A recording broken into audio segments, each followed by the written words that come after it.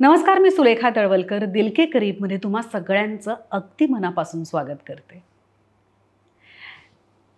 तिची सुरुवात झाली ती पडद्यामागून, मग स्टेजवर, मग पडद्यावर आणि आता ती लेखन करते. हा तिचा प्रवास खूपच इंटरेस्टिंग आहे, पण तो तिच्यासाठी नक्कीच काहीसा अवघडसुद्धा असू शकतो. आता ती सांगेलच हा तिचा प्रवास कसा होता ते. मी खूप एक्सायटेड आहे माझ्या लाडक्या नेहा शितोळेला भेटायला. आय एम व्हेरी शुअर तुम्हाला सुद्धा तिला भेटून खूप आनंद होईल. नमस्कार.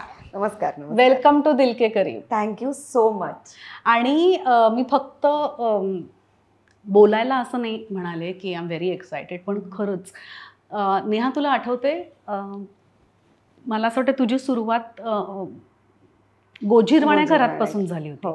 हां, तर तेव्हा इतर सिरियल्स करतच होते, पण त्या वेळेला म्हणजे त्या काळात मस्ट हॅव बीन काय 10-15 इयर्स ऑलमोस्ट. तर त्यावेळेला एक अतिशय उत्तम अभिनेत्री, नवीन टॅलेंट आलेला आहे असं सगळे बोलत होते. मग मी तुझं काम बघायला लागले, तुझा कॉन्फिडन्स बघितला मी, आणि I was really very impressed.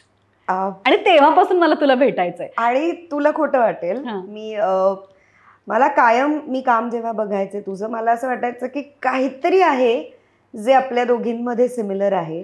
Spirit असेल, कॉन्फिडन्स असेल, किंवा काम करण्याची जिद्द, ऊर्जा काही असेल. आणि मी दिल के करीबचे सुद्धा सगळे एपिसोड्स बघत होते, आणि जेव्हा तू हे करायला लागली होतीस तेव्हा this chair or this experience I have manifested it. Honestly manifested it. मी म्हणलं ही कधी मला कधी बोलवेल, when मी कधी त्या योग्यतेची होईन की मला सुलेखा बोलवेल गप्पा मारायला, आणि मला तिच्याशी खूप गप्पा मारता येतील. आणि आपण अशा भेटलो नाही होती ह्याच्या आधी फार की आपण, पण आता भेटू. हा म्हणजे एक्झॅक्टली माझं तेच म्हणणं आहे. मला खूप कमी लोकांविषयी इंडस्ट्रीत किंवा मराठी चित्रपट सृष्टीमध्ये किंवा मालिका सृष्टीमध्ये असं वाटतं की मला ह्यांना भेटायचंय किंवा मला कधीतरी या व्यक्तीबरोबर काम करायचंय. आणि मला फार सुरुवातीपासून असं वाटत आलंय, आणि मी जेन्युइनली सांगते की हा कार्यक्रम आणि इथे बसणं I have manifested it. Honestly thank you so much. Thank you. म्हणजे ही खूप मोठी कॉम्प्लिमेंट आहे माझ्यासाठी. नाही, मला कारण ना मला कायम असं वाटतं की हा कार्यक्रम ज्या पद्धतीने घडतो की फक्त माणूस म्हणून ती व्यक्ती समजून घेण्याच्याही पलीकडे नक्की विचार काय आहेत त्या व्यक्तीचे. किंवा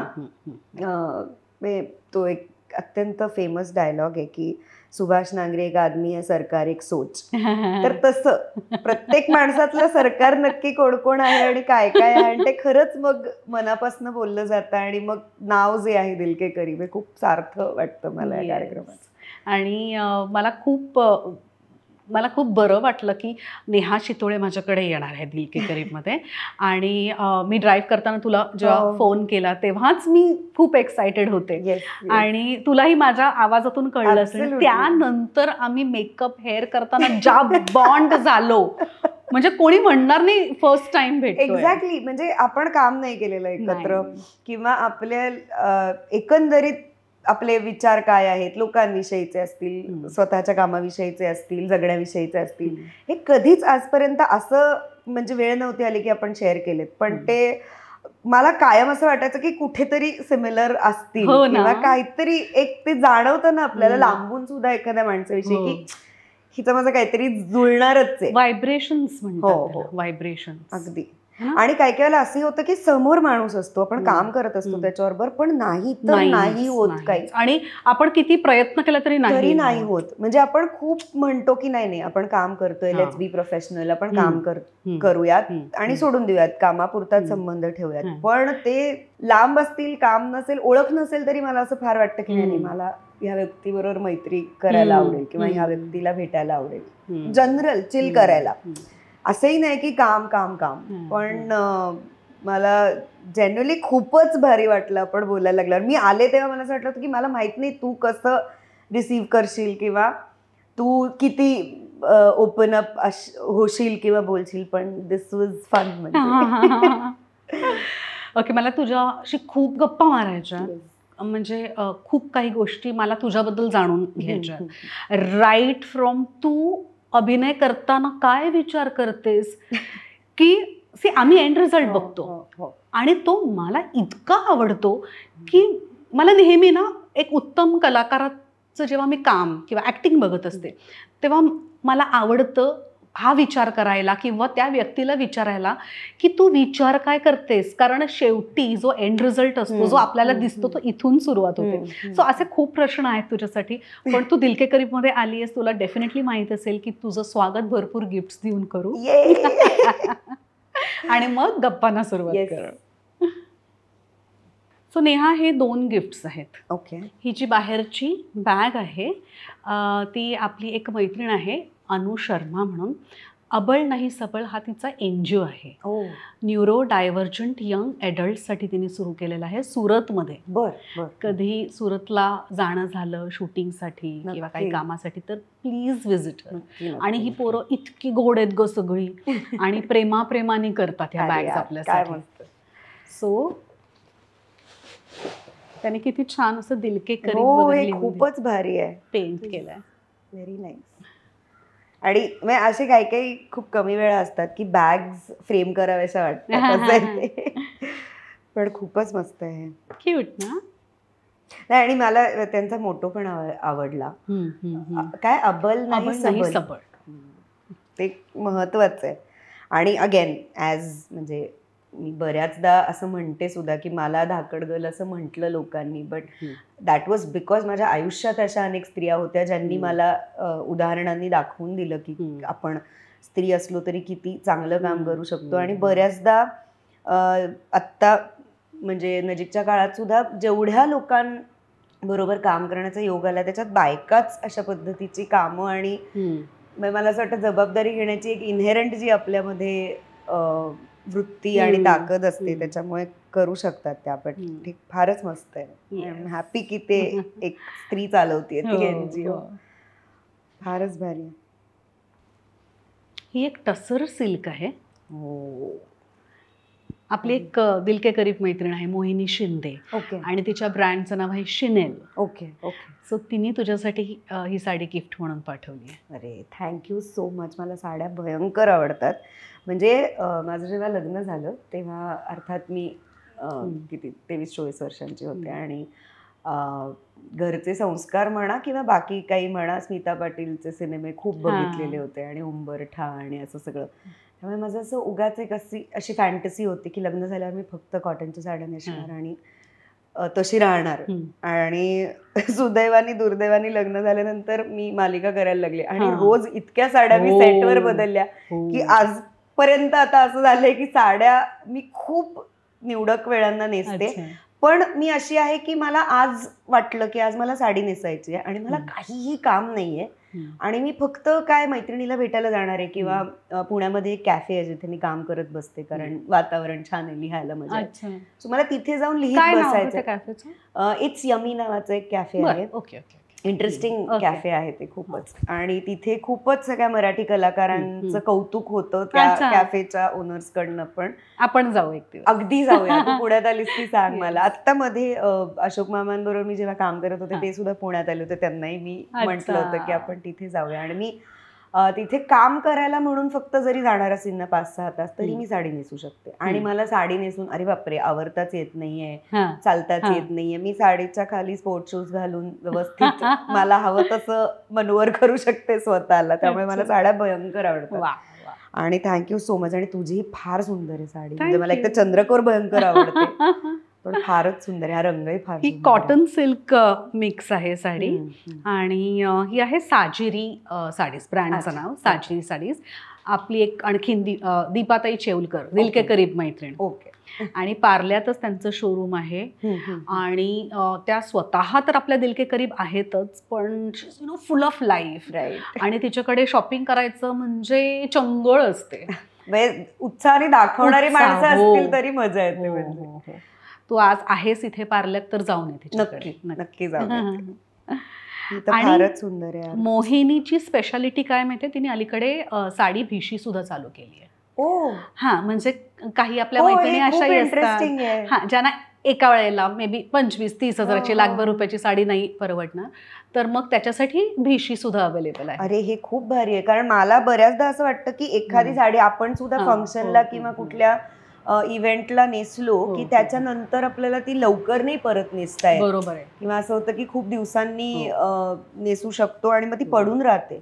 माझ्या स्वतःच्या लग्नात सुद्धा मी म्हटलं होतं की मला एका सर्टन अमाऊंटच्या वरती मला महागडी साडीच नाही घ्यायची, आणि नुसत्या कपाटाची धन होते, बाकी काही करत नाही आपण. पण ही आयडिया इंटरेस्टिंग येते, पण ट्राय करायला हरकत नाही. ही तर सुंदरच आहे. मी आता निमित्त शोधते नेसू शकेन. I think Gauri Ganpati is the first thing जेव्हा मी हे नेसू. मस्त, पण क्लासी आहे ना, फारच सुंदर, टिपिकल नाही आहे अजिबातच नाही. आणि ही पण अशी आहे की तसर सिल्क असून सुद्धा ही मला कधीही नेसता येईल. म्हणजे मला अगदी रॅन्डम, आणि इतके रंग आहेत त्याच्या एम्ब्रॉयडरीत की कुठलंही ब्लाउज घरी आहे ते मी वापरू शकेन. पण त्याच्यामध्ये आहे ब्लाउज. हो, पण फार सुंदर आहे, फारच सुंदर आहे. Thank you, thank you so much. तुला पौराणिक विषयांमध्ये खूप इंटरेस्ट आहे असं मी ऐकलंय. सो रोहन प्रकाशननी तुझ्यासाठी एक खूप छान पुस्तक पाठवलंय, रामाच्या पावलांवर पाऊल. Thank you so much, thank you. रामायणातील प्रत्येक स्थानाला भेट देत केलेला प्रवास. मी आत्ता मध्ये माझ्या 1-2 भावांबरोबर असं जनरल आपण चर्चा करतो तशी चर्चा चालली होती, तेव्हा त्यांनी मला असं विचारलं की तुला काय वाटतं, रामायण आणि महाभारत ही महाकाव्य आहेत का तो आपला इतिहास आहे? म्हणजे तुझा विश्वास आहे का या गोष्टीवर की हे खरं घडलंय किंवा काय? तर मला तेव्हाही असं वाटलं होतं की त्याचं उत्तर देताना मला असं म्हणावं असं वाटतं कायम की मला आवडेल जर तो आपला इतिहास असेल तर. पण लेखक म्हणून मला असं वाटतं की व्यास महर्षी असतील किंवा वाल्मिकी असतील, मला लेखक म्हणून त्यांच्या प्रतिभेला एक थोडंसं क्रेडिट द्यावं असं वाटतं की जर त्यांनी त्यावेळेला घडणाऱ्या आजूबाजूच्या घटनांचा विचार करून आणि अभ्यास करून इतकं चांगलं फिक्शन किंवा महाकाव्य जर रचलं असेल तर मला असं वाटतं लेखक म्हणून ते जगातले भारी लोक आहेत. त्यामुळे त्यांना लेखकाचं क्रेडिट द्यायचं असेल तर मला असं वाटतं की ही गोष्टच असावी. पण त्याला अर्थात इतिहासाचा खूपच सबळ आणि धष्टपुष्ट पुरावा आपल्याकडे आहे, त्यामुळे छान आहे, मज्जा येईल वाचायला. थँक्यू.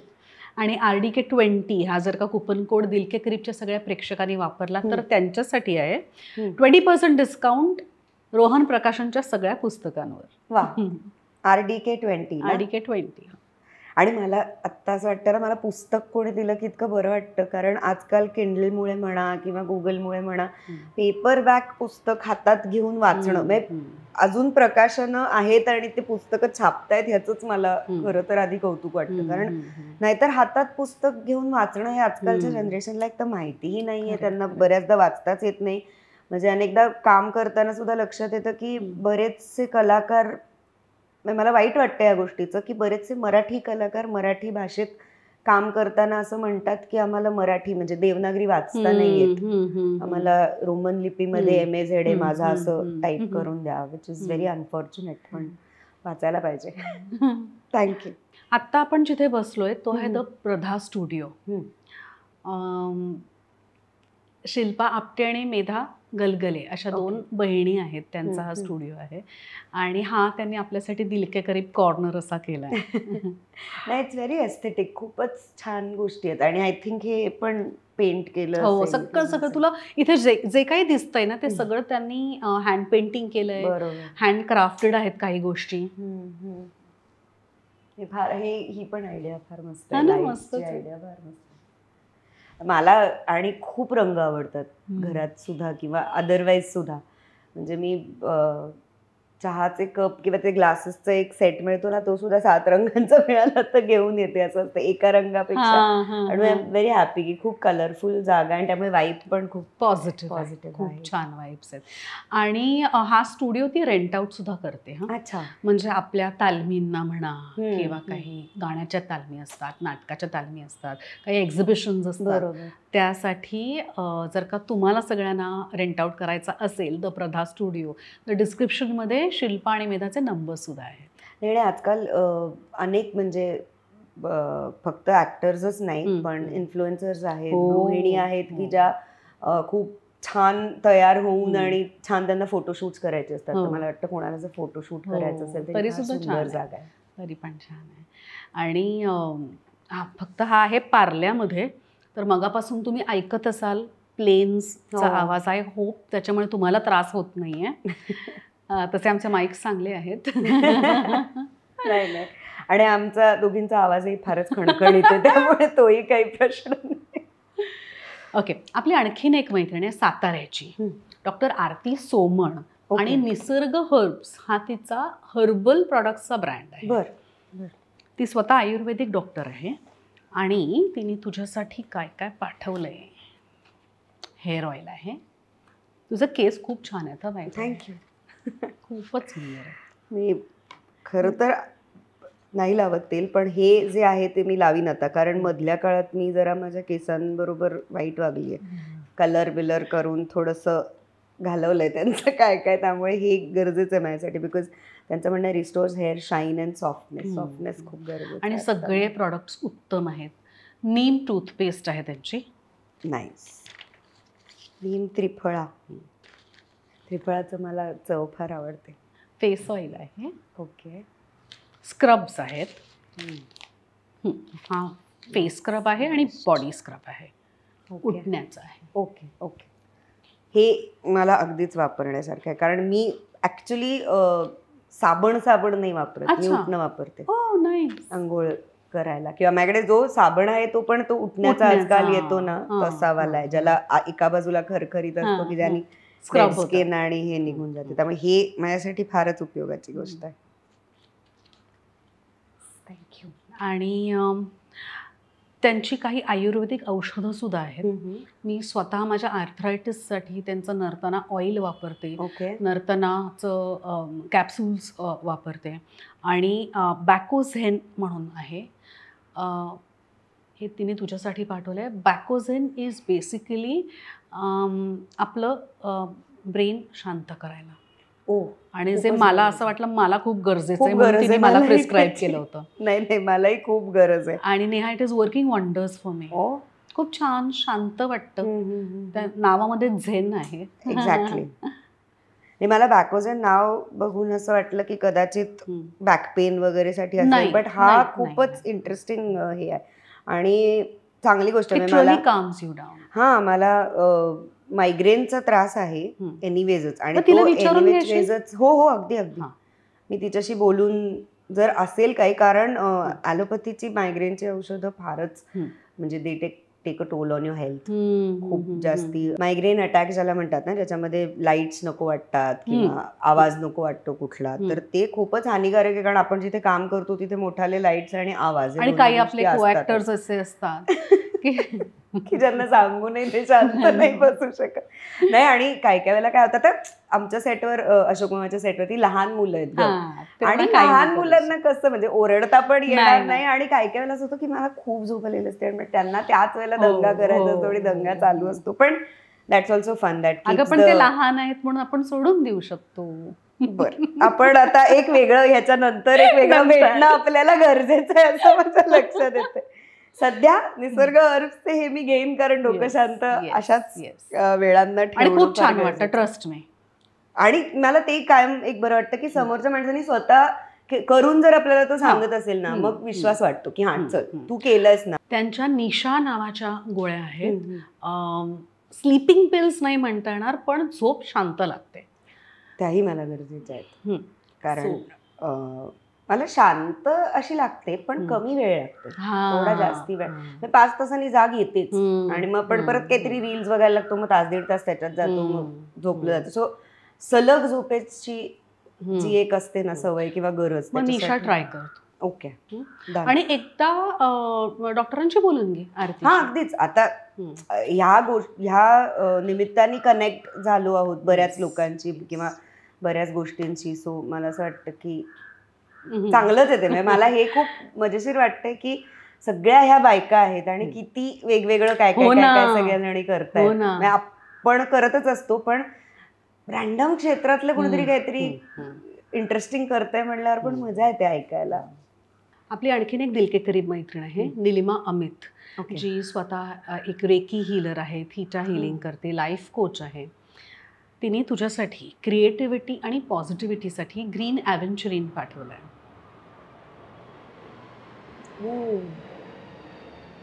अच्छा. आणि एनर्जाइज करूनच पाठवलं आहे. ओके. तू वापरायला सुरुवात करू शकतेस. ओके. वापरायचं म्हणजे पर्समध्ये ठेव किंवा तुझ्या वर्क डेस्कवरती ठेव, तू जिथे लिखाण करशील, लॅपटॉपच्या रॅकमध्ये ठेव, तुझ्या जवळ ठेवतो. ओके. बॅग मध्ये तर बॅग म्हणजे आयुष्यच. आणखीन काही याच्याबद्दल विचारायचं असेल की हाऊ डज इट वर्क किंवा परत तुला एनर्जाइज करायचा असेल किंवा काय करायचं असेल तर तिचा नंबर डिस्क्रिप्शन मध्ये दिलेला आहे, मी तुला देते. प्लीज. थँक्यू. मी म्हणलं ना तुला, मला बाकी मला माहिती नाही मला कितपत देवावर विश्वास आहे किंवा अशा गोष्टींवर किंवा ज्योतिषशास्त्रावर किंवा ॲस्ट्रोलॉजीवर मला माहित नाही, पण मला वाईब्स वरती विश्वास आहे. जसं मी तुला म्हणलं की मला I was feeling some connection, मला माहिती नाही का, तसं मला असं वाटतं की एखाद्या माणसाने चांगल्या मनाने आणि विश्वासाने आपल्याला जर काही दिलं असेल तर ते डेफिनेटली वर्क होतं. कारण माझ्या मावस सासूबाई पण सध्या ह्या गोष्टीचा अभ्यास करतायत आणि त्यांनी एक बॅग मला मध्ये त्यांनी सांगितलं की गिफ्ट केली, पर्स, आणि त्या म्हणल्या की असंच एनर्जाइज करून आणि त्याला हील करून रेकी देऊन ती बॅग त्यांनी मला दिली आणि तेव्हापासून टचवूड म्हणजे पण चांगले पैसे मिळतात मला. त्यामुळे थँक्यू सो मच. हे पण फार मस्त आहे. सो आता गप्पांना सुरुवात करू शकतो. गिफ्ट संपली? नाही, आमच्याकडे गिफ्ट संपत नाही, ती आहेत पण नंतर देणार. म्हणजे सिरियलला ब्रेक असतो तसा ब्रेक मध्ये गप्पा मारूयात, गिफ्ट देण्याचा सिलसिला चालू आहे. ओके. सो मगापासून जे मी तुझं कौतुक करते, तू आल्यापासून की तू एक उत्तम ॲक्ट्रेस आहेस, या सगळ्याची सुरुवात कशी झाली? तुला ॲक्टिंगमध्ये आधीपासून इंटरेस्ट होता? तुला ॲक्ट्रेसच व्हायचं होतं का? आधी तुझी सुरुवात झाली पडद्या मागून? मी पुण्यात नाटक करत होते. सुरुवात म्हटलं तर खरं तर आईच्या पोटातून झाली असं म्हणायला हरकत नाही, कारण माझे आई वडील दोघेही काम करायचे आणि म्हणजे मी पोटात असताना आई रिहर्सलला वगैरे पण जायची बाबांच्या. सो भरतनाट्य मंदिरचं जे खाली मेकअप रूम आहे जिना उतरून गेल्यानंतर, तिथे खूप जास्ती बालपणीच्या रात्री मी घालवल्यावरती नाटक चालू आहे, मी खाली झोपली आहे वगैरे, किंवा तिथले डोअरकीपर्स जे कोणी होते ते मला सांभाळायचे, किंवा बाहेर चहाच्या टपरीवरचा माणूसही कधीतरी मला सांभाळायचा, असं एकंदरीत वातावरण होतं. आई बाबांचं नाव सांग ना पटकन. हां, माझ्या बाबांचं नाव संदीप शितोळे, आईचं नाव मनीषा. दोघेही जण पेंटर आहेत उत्तम. बाबा लिहायचे, दिग्दर्शक होते, नेपथ्य करायचे, so all in one, all rounder. पण पुण्यात नाटक आणि हे सगळंच म्हणजे करत असताना आई मग एक क्रिएटिव्ह डिरेक्टर म्हणून एका आमची कॅलेडोस्कोप ॲडव्हर्टायझिंग नावाची सध्या ॲडव्हर्टायझिंग एजन्सी आहे, तिथेच काम करते. आणि त्यामुळे बाळकडू असं नाही, पण मला असं वाटतं की मी लहानपणापासून काही दुसरा विचारच नाही केला कधी की मी हे नाही केलं तर मी काय करीन. कारण नाटकाचं वातावरण होतं, सिनेमाचं वातावरण होतं घरात. दर शुक्रवारी जाऊन सिनेमा बघायचा, नाही जमलं तर त्या काळी VCR आणि टेप्स आणून घरी सलग एका रात्री 3 सिनेमे बघायचे वगैरे. आणि फक्त आई वडील नाही, म्हणजे माझे काका, माझी आत्या, आजोबा सगळ्यांनाच सवय होती. आणि ही खूप लोकांना माहिती नाही गोष्ट, पण माझे पणजोबा जे होते नारायणराव शितोळे, ते पाटस आमचं मूळ गाव, तिकडे राहायचे. पण त्यांना सिनेमा इंडस्ट्रीत काम करायचं होतं म्हणून ते पुण्याला त्यावेळेला पळून आले होते. म्हणजे आता जशी लोक मुंबईला येतात तसं त्यावेळेला पुण्यात प्रभात ची स्थापना झालेली होती, त्यामुळे ते पुण्याला आधी पळून आले होते. आणि मग ते प्रभात फिल्म कंपनीमध्ये प्रोडक्शन मॅनेजर म्हणून काही काळ काम करत होते. तिथे त्यांना माझी आजी भेटली, पणजी भेटली, शांताबाई शितोळे, ज्या पेंटर होत्या. म्हणजे बाबूराव पेंटरांकडे पडदे रंगवायचे जे असायचे पूर्वी नाटकाचे आणि सिनेमाचे, त्याचं काम करायचं. आणि असे ते तिथे भेटले, त्यामुळे मला असं वाटतं it is in my genes. आणि कधी वाटलंच नाही त्यामुळे असं की दुसरं काही आपल्याला करता येईल किंवा करायला आवडेल. आणि मग करत करत करत करत मधला काळ शिक्षण, आणि मग आई थोडीशी स्ट्रिक्ट असल्यामुळे नाही आधी अभ्यास पूर्ण कर, मग तुला जे काही करायचं ते कर. या ह्याच्यामध्ये कॉलेजमध्ये येईपर्यंत तिला काय म्हणू आपण लगाम घालता आला मला. पण त्याच्यानंतर मग मी कॉलेजच्या नाटकांमध्ये बॅकस्टेज करणे, पुण्यातल्या आसक्त आणि समन्वय नावाच्या 2 संस्था होत्या, त्यांच्याबरोबर काम करत होते. पण मी सुरुवातीपासनं ह्या कुठल्याच संस्थेकडनं किंवा कुठल्याच कॉलेजमधल्या पुरुषोत्तमच्या एकांकिकांमध्ये मी काम नाही केलं, कारण थोडीशी अंडर कॉन्फिडंट होते मी त्यावेळेला. मला असं वाटायचं की खूप चांगले चांगले कलाकार आपल्या आजूबाजूला काम करतात, जे मला आत्ताही वाटतं. म्हणजे आपण ज्यांना समकालीन म्हणतो की कंटेम्पररी जे ॲक्टर्स आहेत माझे, मी आणि राधिका आपटे होती आसक्तमध्ये, सारंग साठे होता, ओंकार गोवर्धन होता, नचिकेत माझा नवरा तो होता. सो हे इतके चांगले ॲक्टर्स होते की थोडंसं काही वेळेला चांगला परफॉर्मन्स बघून सुद्धा आपल्याला इंटिमिडेट व्हायला होतं. असं वाटतं की अरे खूपच भारी काम करतायत यार, हे आपल्याला, मला माहित नाही मला जमेल का नाही. प्रयत्न करायची इच्छा खूप असते, पण जमेल का नाही हा कॉन्फिडन्स त्यावेळेला नसतो आपल्याकडे. तो हळूहळू काम करत करत येत गेला. मग एक नाटकाची स्पर्धा होती, तिथे मी समन्वयकडनं एक नाटक केलं होतं. आशुतोष पराणकर दिग्दर्शक होता माझा, जो आता दिग्दर्शक लेखक आहेच आहे. आणि त्या स्पर्धेमध्ये राकेश सारंग परीक्षक होते आणि त्यांनी काम बघितलं आणि अक्षरशः 2-3 दिवसांनी त्यांनी फोन केला की काय येण्याचा काही विचार आहे का मुंबईला. म्हटलं हो चालेल येते, मालिका करण्यात रस आहे का. आणि म्हणजे तूही मालिका करतेस, केलेल्या आहे, सगळ्यांनाच माहिती आहे की मुंबईत तुम्हाला यायचं आहे, एक गाव सोडून दुसऱ्या गावात यायचं आहे, तिथे सेटल व्हायचं आहे, तिथले खर्च, तिथल्या इतर सगळ्या गोष्टी पाहता मी कायम हेच म्हणते की मालिकेनी तारलेलं आहे मला. मालिका जर नसती, म्हणजे सुरुवातीला मी नुसतीच आले असते मुंबईत, चला आता स्ट्रगल करू असं म्हणून, अशी मी येऊनही गेले होते आधी एकदा. पण खूप फ्रस्ट्रेशन येतं जर तुमच्याकडे काम नसेल तर, आणि तुम्ही दुसऱ्या गावाहून मुंबईत आलेला असाल तर. त्यामुळे मालिका विश्वानी मला अक्षरशः मुंबईची ओळख करून दिली. माझ्या स्वतःत काही गुण आहेत आणि ते मी जर आत्मविश्वास ठेवला तर ते लोकांनाही आवडू शकतात, ह्याची पण मला असं वाटतं थोडीशी ओळख मालिकेनीच करून दिली. आणि अर्थात घराघरात पोचता तुम्ही जेव्हा तुम्ही मालिका करत असता तेव्हा, आणि मग एक कॉन्फिडन्स बिल्ट होतो. आणि मला खूप लोक असं विचारतात की स्ट्रगल स्टोरी काय असते, म्हणजे खूप लोकांच्या असतात आणि आय रिस्पेक्ट सगळ्याच गोष्टी. पण माझी स्ट्रगल स्टोरी अशी नाही आहे की मी ट्रेनचे धक्के खाल्ले आणि मी खूप ऑडिशन्स दिल्या आणि खूप हे केलं. माझा स्ट्रगल माझ्या स्वतःशी होता जास्ती असं मला वाटतं. कारण तो कॉन्फिडन्स बिल्टअप करणं आणि त्याच्यानंतर कॉन्फिडेंटली तो, म्हणजे ज्याचं तू आत्ता कौतुक केलंस, मला माहिती की त्यावेळेला मी आतून किती घाबरलेले होते. काही काही वेळेला आपण उसना अवसान आणून काम करतो की नाही आपण अंडर कॉन्फिडंट होतो, पण हे समोरच्याला कळलं नाही पाहिजे, अशा पद्धतीने सुरुवातीला काम करत होते. पण सुदैवाने एका कामातनं दुसरं काम, दुसऱ्या कामातनं तिसरं काम असंच येत गेलं खूप काळ. म्हणजे मी कधीच आठवड्याला 10-12 ऑडिशन्स देऊन फ्रस्ट्रेट नाही झाले. पण मी ह्या गोष्टींनी फ्रस्ट्रेट झाले की नाही, जे मिळालंय काम त्याच्यातला सीन नाही बरा होते किंवा नाही कळत आहे अजून मला काय करायचं ते. कारण मगाशी तू म्हणलीस तसं काम करताना ना, मी खूप इम्पल्सिव्ह ॲक्टर आहे. म्हणजे मला स्वतःलाच समजा कुठल्याही काही कारणाने, कुठल्याही चुकांमुळे 5वा 6वा 7वा टेक जर करायला लागला तर मला स्वतःला कंटाळ येतो जी वाक्य मी बोलते त्याचा. आणि मला असं वाटतं की अरे यार नाही, तो एक गंमत किंवा चार्म जो पहिल्या 1-2 टेक्समध्ये येतो तो नाही आता येणार असं वाटतं मला.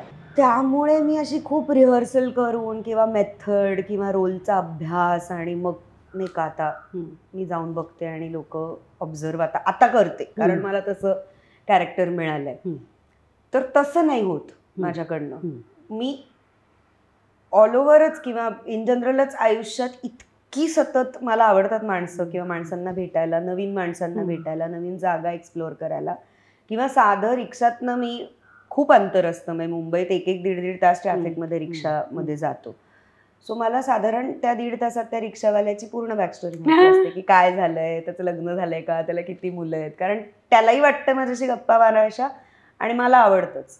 त्यामुळे ऑब्झर्वेशन म्हणा किंवा आजूबाजूच्या माणसांचं जगणं, आपण ते अनुभवत नसतो, पण त्यांचा अनुभव त्यांनी शेअर केल्यामुळे आपल्याला काही नवीन गोष्टी कळतात, वेगळ्या गोष्टी कळतात. सो त्यातून जास्ती मला शिकायला मिळालं आत्तापर्यंत असं वाटतं. त्यामुळे मी खरं तर कुठलंही प्रशिक्षण घेतलेलं नाही अभिनयाचं, पण मला त्याचा कधी म्हणजे कमतरता नाही वाटली ती. कारण जे घेतात अर्थात ते खूपच महत्त्वाचं आहे आणि त्यांनी तुम्ही नीट पैलू पाडू शकता. म्हणजे आपण म्हणतो ना होनिंग द क्राफ्ट, ते जास्ती नीट पद्धतीने तुम्हाला कळतं. किंवा तुमच्याकडे एक रस्ता असतो, एक मार्ग असतो, एक मेथड असते, प्रोसिजर असते की कशा पद्धतीने तुम्ही अप्रोच करावं. पण मला असं वाटतं की जगण्याला जसं अप्रोच करतो तसं मी कुठल्याही कॅरेक्टरला अप्रोच करते. म्हणजे पोस्टर गर्ल नावाचा एक सिनेमा मी केला होता, ज्याच्यात मी ऋषिकेश जोशीची बायको असते आणि तिची प्रेम व्यक्त करण्याची पद्धत ही जेवायला घालली ही आहे. म्हणजे कुठल्याही सीनमध्ये तिचं पहिला वाक्य हे आहे की मी काय म्हणते, जेवायला वाढू का, मी काय म्हणते, जेवून जाता का, जेवायला बसता का.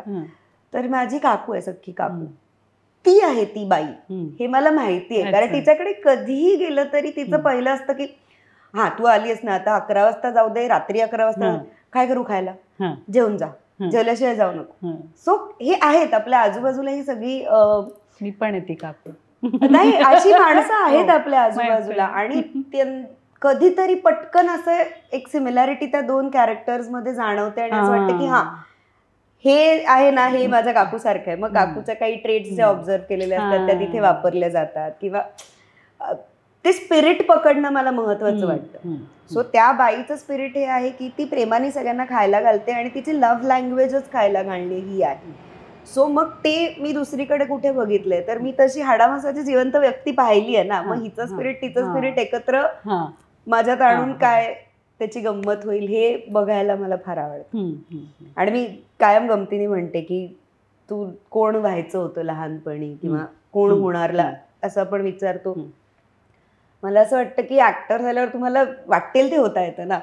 म्हणजे जे आयुष्यात तुम्ही एरवी कधी करणार नाही. म्हणजे एखादा खुनी दरोडेखोर असण्यापासून ते एखादा संत असणं किंवा खूप काय म्हणूया आपण देवी देवतांच्याही भूमिका तुम्हाला बऱ्याचदा करायला मिळतात, जे तुम्ही खऱ्या आयुष्यात कधीच होऊ नाही शकत. तर हे एक आपलं प्रोफेशन असं आहे की आपण कधीही काहीही होऊ शकतो आणि कुठल्याही माणसाचं आयुष्य जगून पाहू शकतो.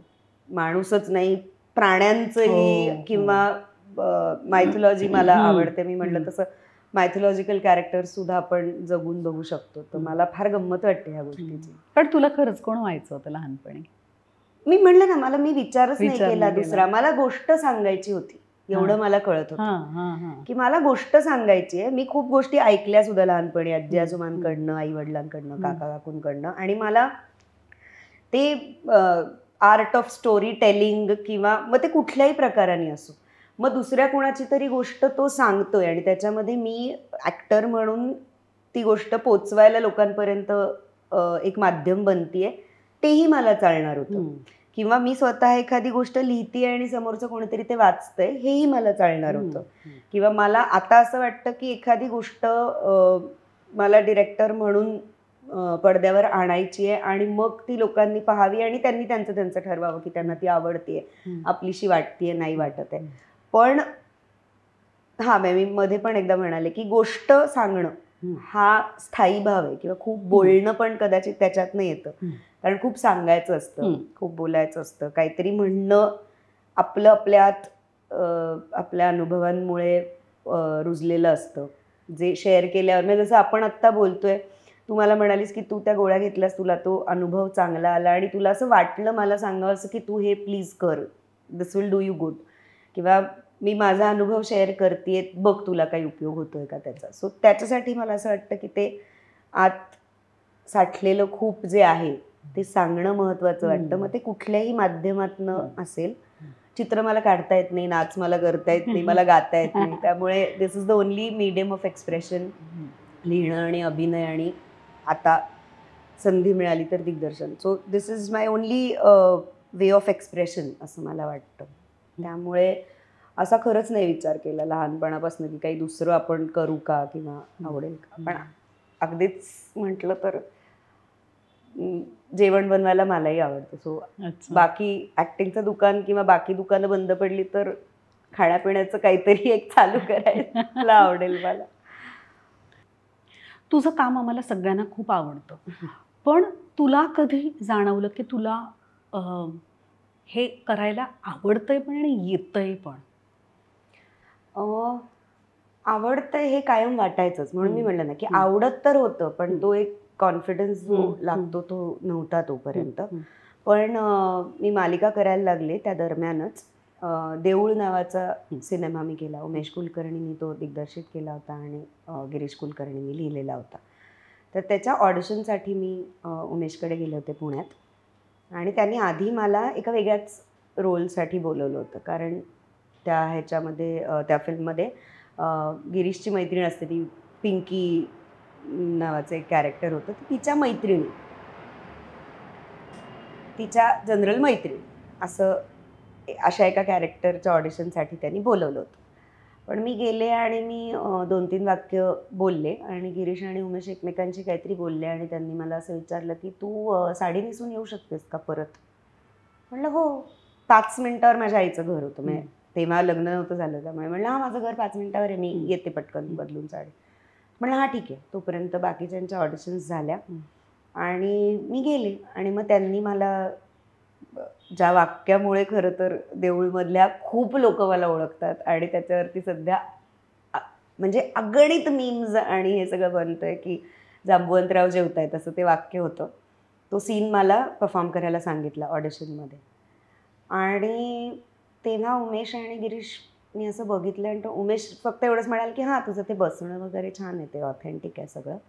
आणि गिरीश म्हणाला, तेवढ्यात तो एडी आला एक CD द्यायला मला. त्याच्यात गिरीशचं वाचन होतं, कारण त्यांनी एक पर्टिक्युलर टोन ठरवला होता, सगळ्या गावाचा एक सिमिलर असावा, कारण नाही तर मग कोणी कोल्हापुरी, कोणी सोलापुरी, कोण कुठनं आले तसं होतं. म्हणून त्यांनी एक वाचन केलं होतं, ऑडिओ CD होती ती. आणि गिरीश म्हणला की नाही तिला नको देऊस, मला नाही वाटत तिला गरज आहे त्याची. आणि मला खूप भारी वाटलं होतं त्यावेळेला की अख्ख्या देऊळच्या कास्ट आणि क्रूला त्या CDs वाटल्या गेल्या होत्या की हा टोन पकडायचा आहे आपल्याला ॲक्टर म्हणून. आणि माझ्याकडे ती CD नव्हती आणि मला नाही गरज लागली शेवटपर्यंत त्या CDची किंवा ते ऐकण्याची की काय आपल्याला टोन पकडायचा आहे. आणि तो सिनेमा असा होता आणि अजूनही आहे आणि तो ॲक्च्युली असा दिल के करीब सिनेमा आहे. एक तर पहिला आहे, त्याच्यानंतर तेव्हा रीळ होतं, तेव्हा डिजिटल कॅमेराज नव्हते. सो खरंच वन टेक आर्टिस्ट असणं म्हणजे काय असतं, एका टेकमध्ये आपल्याला डिलिव्हर करायचं आहे जे करायचं, कारण नाहीतर आपल्यामुळे रीळ वाया जाणार आहे. तसंच अजून एक त्याच्यातला सीन आहे, तो तापे का तापे, त्याचेही खूप मीम्स सध्या निघतात आणि असं होतं. तर त्या सीनमध्ये येणारी पहिली व्यक्ती मी होते आणि मागनं एक एक बायका येत जातात आणि तो वन शॉट आहे, क्लिअर वन शॉट आहे. बराच वेळ कोणीच हलत नाही, बोलत नाही, आपापसातच सगळं चालू. सो मी टोन चुकले तर माझ्या मागच्या येणाऱ्या 5 बायका घरंगळणार आहेत आणि ते मला 2दा किंवा 3दा करून नाही चालणार आहे. आणि उमेश असं वेळा समोर बसून त्यांनी मला 30-40 वेळा ते म्हणायला लावलं आणि मी म्हटलं तसं एक 20व्या वेळेला मी भलतंच बोलत होते. आणि त्यावेळेला ज्योती सुभाष होत्या तिथे बसलेल्या, त्या गिरीशच्या आईचं काम करत होत्या आणि त्या म्हणाल्या उमेश मला असं वाटतं तू टेक कर, तू टेकला ती बरोबर बोलेल, जो तू पहिला टोन ऐकला होता जो तुला आवडला होता ना, टेकला ती बरोबर बोल. आणि काय झालं माहित नाही, टेकला करेक्ट तो टोन लागला जो त्याला हवा होता. सो ते मॅजिक आहे ना, काही काही वेळेला ते होऊन जात. आणि मी म्हटलं ना, इतके दिग्गज कलाकार माझ्याबरोबर होते त्या चित्रपटामध्ये की त्यांनी ज्या वेळेला सांगितलं की होतंय, जमतंय, कशाला घाबरतेस, तेव्हा तो कॉन्फिडन्स कुठेतरी बिल्ड झाला असं मला वाटतं. त्यामुळे ती फिल्म, सगळी ती माणसं आणि एकंदरीत तो अनुभव खूप जास्ती समृद्ध करणारा होता माझ्यासाठी. आणि पहिल्याच सिनेमात हे मिळणं हे फारच भाग्याचीच गोष्ट आहे. म्हणजे सिरियल्समध्ये जास्ती करून नेगेटिव्ह रोल्स केलेस ना, पण म्हणजे ते तू मुद्दामून स्वीकारलेस का जे येत गेलं ते घेत गेलेस? नाही, दुर्दैवाने आपल्याकडे एकदा शिक्का खलनायिका म्हणून आपण काम करायला लागलो. शिक्कापेक्षा मला असं वाटतं की अरे हे ती छान करू शकते म्हटल्यावरती तसे रोल्स. पण म्हणजे मी खरं सांगू का, हे त्याला शुगर कोट करणं झालं थोडंसं. कारण मी मधल्या काळात ऑडिशन अगदीच दिल्या नाहीत असं नाही ना. मी जर एखाद्या ठिकाणी वेगळ्या पद्धतीच्या एखाद्या कॅरेक्टरची ऑडिशन द्यायला गेले तर तिथे अरे नाही, हिने खलनायिका साकारली आहे तर तिला आपण ट्रायच नको करायला, असेही अनुभव आलेत मला की नायिकेच्या भूमिकेसाठी किंवा इतर कुठल्याही प्रकारच्या भूमिकेसाठी नाही नाही नाही नाही she is a popular villain, so एकदा तुम्ही ओव्हर एक्सपोज होणे वगैरे अशी खूप त्याला गोंडस नावं देतात, पण ते आहे, ते टाईपकास्ट करणंच आहे एका पॉइंट नंतर. एका व्यक्तीला एका प्रकारच्या भूमिका करायला लावतो आपण काही काही वेळेला. म्हणून अनेक अभिनेते आणि अभिनेत्री मला असं वाटतं की उत्तम अभिनेते आणि अभिनेत्री आहेत, पण त्यांना एका विशिष्ट पद्धतीच्या चष्म्यातनं कायम बघितलं गेल्यामुळे त्यांच्याही मनात ही खंत आहे की वेगळ्या पद्धतीचं काम नाही करतात. म्हणजे लहान तोंडी मोठा घास असेल, पण अगदी लक्ष्मीकांत बेर्डेंसारखा अभिनेता असेल, त्यांनी जेव्हा एक होता विदूषक सारखा सिनेमा करायचा प्रयत्न केला तेव्हा त्याला तसा प्रतिसाद नाही मिळाला जसा बनवा बनवीला मिळाला असेल किंवा झपाटलेला मिळाला असेल किंवा काही वेगळ्या पद्धतीचं काम त्यांनी करू पाहिलं तर. सो हे होत जातं आणि खूप कमी अभिनेते असे असतात की जे ती चौकट मोडून पलीकडे जाऊ शकतात. सो मालिकांमध्ये हे झालं की एकदा टाईपकास्ट झाल्यासारखं परत परत त्याच भूमिका करायला लागल्या आणि म्हणून मग एका पॉइंट नंतर मी कंटाळली थोडीशी, म्हणून मी थांबवलं मग मालिका करणं. आणि त्यानंतर सिक्रेट गेम्स वाटायला आलं. मग इतका परत एक चांगल्या लोकांबरोबर कामाचा एक समृद्ध अनुभव घेतल्यानंतर असं वाटलं की तो सिंक इन करायला आणि ते जे काही शिकलंय ते आपल्यामध्ये मुरवायला सुद्धा परत एक थोडा वेळ लागतो. कारण टेलिव्हिजन इज व्हेरी फास्ट. तुम्ही रोज जाता, रोज काम करता, रोजच्या रोजचं ते एकदा लागलं की ते आपल्याला माहिती आहे की ते एक पूर्ण एका पाठोपाठ एक चालूच राहतं पुढचं 1 वर्ष, 1.5 वर्ष, 2 वर्ष. सो म्हणून पण मी थांबले होते काही काळ, मालिका मी केल्या नाहीत. आणि मुख्य कारण निगेटिव्ह भूमिका करायचा कंटाळा आला होता मला, त्रास द्यायचा लोकांना कंटाळा आला होता. आणि मग आता लेखन करतेस? हो, ते सुद्धा ह्याच गरजेतनं खरं तर सुरू झालं की ठीक आहे, लोक मला वेगळ्या पद्धतीच्या भूमिकेमध्ये इमॅजिन नाही करू शकत आहेत आणि ॲक्टरचं आयुष्य तशा अर्थी मग परावलंबी असतं थोडं, की दिग्दर्शक म्हणजे लेखक एखादी स्क्रिप्ट लिहिणार, मग दिग्दर्शक ठरवणार की कोणाला कास्ट करायचं किंवा कास्टिंग डिरेक्टर्स ठरवणार आणि मग कधीतरी ती भूमिका किंवा ती ऑडिशन माझ्याकडे येणार. मग ऑडिशनमध्येही अजून 4 लोक असणार, मग फायनल कोणीतरी त्यातलं सिलेक्ट होणार आणि त्याच्या वाट्याला ती भूमिका येणार. मग मला असं वाटायला लागलं की मी स्वतःसाठी तशा पद्धतीच्या भूमिका क्रिएट करू शकते का, मला जमतंय का. म्हणून मी सुरुवात नाटक लिहिण्यापासून केली. खरं तर मी एक नाटक लिहिलं जे मला वाटत होतं, चीज अँड वाईन असं त्याचं नाव होतं त्यावेळेला. आणि मग मी ते माझ्याबरोबर किंवा माझ्या ग्रुपमध्ये जेव्हा जे कोणी लोक काम करत होते तोपर्यंत सगळे चांगले होते अर्थात, पण समीर विद्वांस असेल, वरुण नार्वेकर असेल, चिन्मय मांडलेकर बरोबर मी मालिका करत होते त्यावेळेला. सो या 3-4 मी वाचून दाखवत, कारण हे लेखक चांगले आहेत, त्यांना माहिती आहे, त्यांना कळतं. आणि आपण असं म्हणतो ना की आपल्याला सरेंडर व्हावंसं वाटतं कुणाला तरी, आपल्याला गायडन्स घ्यावासा वाटतो कुणाचं तरी. सो असं वाटलं म्हणून मी त्यांना त्यावेळेला ते स्क्रिप्ट वाचून दाखवलं आणि त्या 3-4 मला असं सांगितलं की तू लिहिलंयस नाटक म्हणून मान्य आहे, पण ही फिल्म आहे आणि आत्ता नाटक म्हणून हे नको करूस, कारण ही कॉन्सेप्ट पण खूप इंटरेस्टिंग आहे आणि ही फिल्म म्हणून जेव्हा तुला जमेल तेव्हा कर, वाट बघ. म्हणजे मला, आणि तेव्हापासून मला असं वाटतं की प्रत्येक स्क्रिप्टची एक वेळ असते, ती वेळ आली की ती फिल्म घडते किंवा ती मालिका घडते किंवा ते नाटक घडतं, पण ती वेळ यावी लागते. सो ते जे पहिलं लिहिलेलं होतं त्याची अजूनही वेळ आलेली नाही आणि इट इज स्टील देअर. पण परत मी म्हटलं तसं एक गोष्ट करून बघितल्यानंतर आपल्याला तो कॉन्फिडन्स यायला लागतो. मग कविता मी आधीपासून लिहित होते, मधल्या काळात मालिकांमुळेच परत लिखाण थांबलं होतं आणि lockdown was the best opportunity असं मला वाटतं. आणि त्याच्या आधी बिग बॉसच्या घरात जे 100 दिवस खूप विचार करायला वेळ मिळाला. मी गमतीने म्हणते की 365 दिवसांचं जर वर्ष मोजलं तर 200 दिवस मी लॉकडाऊनमध्येच होते. आधी 100 दिवस तिकडे आणि त्याच्यानंतर आपल्या ऍक्च्युअल करोनाच्या लॉकडाऊनमध्ये. पण तेव्हा जो वेळ मिळाला विचार करायला आणि गोष्टी थोड्याशा मेंटली ऑर्गनाईज करायला, मग त्याच्यानंतर असं वाटलं की नाही, जे अर्धवट ठेवलंय ते सगळं लिहून पूर्ण करूया, नवीन काही सुचतंय, नवीन अनुभव आलेत मधल्या काळात. सो ते सगळे आधी उतरवूयात कागदावर, मग त्याचं काय होईल, मालिका होईल का, सिरीज होईल का, चित्रपट होईल का, नाटक होईल, हे नंतर ठरवूया. पण गोष्ट, परत मी म्हटलं तसं गोष्ट लिहून काढूया. मग त्याचं मीडियम ती गोष्ट स्वतः एका पॉइंट नंतर ठरवते. सो आत्ता काय लिहून ठेवलंयस तू, किंवा आत्ता लिहिलेलं काय येणार आहे पडद्यावर? आत्ता 25 एप्रिलला माझा सिनेमा मी लिहिलेला रिलीज झाला, देवमाणूस नावाचा, ज्यामध्ये महेश मांजरेकर आणि रेणुका शहाणे आहेत. आणि परत मी म्हटलं तसं ती वेळ इतकी इंटरेस्टिंग होती, इतके चांगले कलाकार लाभले मला त्या चित्रपटाच्या निमित्ताने. तेजस देवस्करनी तो दिग्दर्शित केला आहे, लव्ह फिल्म्स प्रोडक्शनकडनं तो प्रोड्यूस झालेला आहे. आणि हिंदी प्रोडक्शन हाऊस आहे तो, त्यांचीच एक वध नावाची फिल्म आहे हिंदी, नेटफ्लिक्सवरती आहे ती, तर त्याचं मराठी ॲडॅप्टेशन आहे. सो माझ्याकडे गोष्ट होती, एक रोडमॅप होता की कसं काय आपली पात्र वागणार आहेत आणि काय नक्की घटना घडणार आहेत.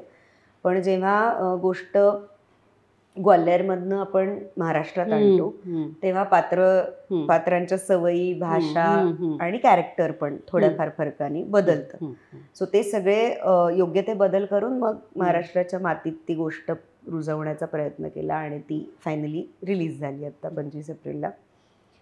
मी स्वतः माझ्या साठी काय काय लिहिलंय, तर मी सुरुवातीला मला काम करायचंय म्हणून मी काही गोष्टी लिहिल्या. पण इव्हेंच्युअली मी म्हणलं तसं, मी जेव्हा हे चीज अँड वाईन नावाचं नाटक लिहिलं होतं त्यातली मुलगी 25 वर्षाची होती. आता मी कितीही प्रयत्न केला तरी मी 25 वर्षाच्या मुलीचा इनोसन्स माझ्या डोळ्यात दिसत नाही. त्यामुळे मग मला तो ऑब्जेक्टिव्हली बघता येतं की ते नाटक म्हणून इंडिव्हिज्युअली वेगळं आहे, त्याच्यासाठी वेगळी कास्ट घेऊन किंवा ती फिल्म म्हणून जरी केली तरी वेगळी कास्ट, वेगळी माणसं त्याच्यामध्ये इन्व्हॉल्व्ड होणार आणि मग ते आपली गोष्ट लोकांसमोर आणणार. ही ऑब्जेक्टिव्हिटी आल्यानंतर ऍक्च्युली माझ्याकडनं जास्ती लिखाण झालं.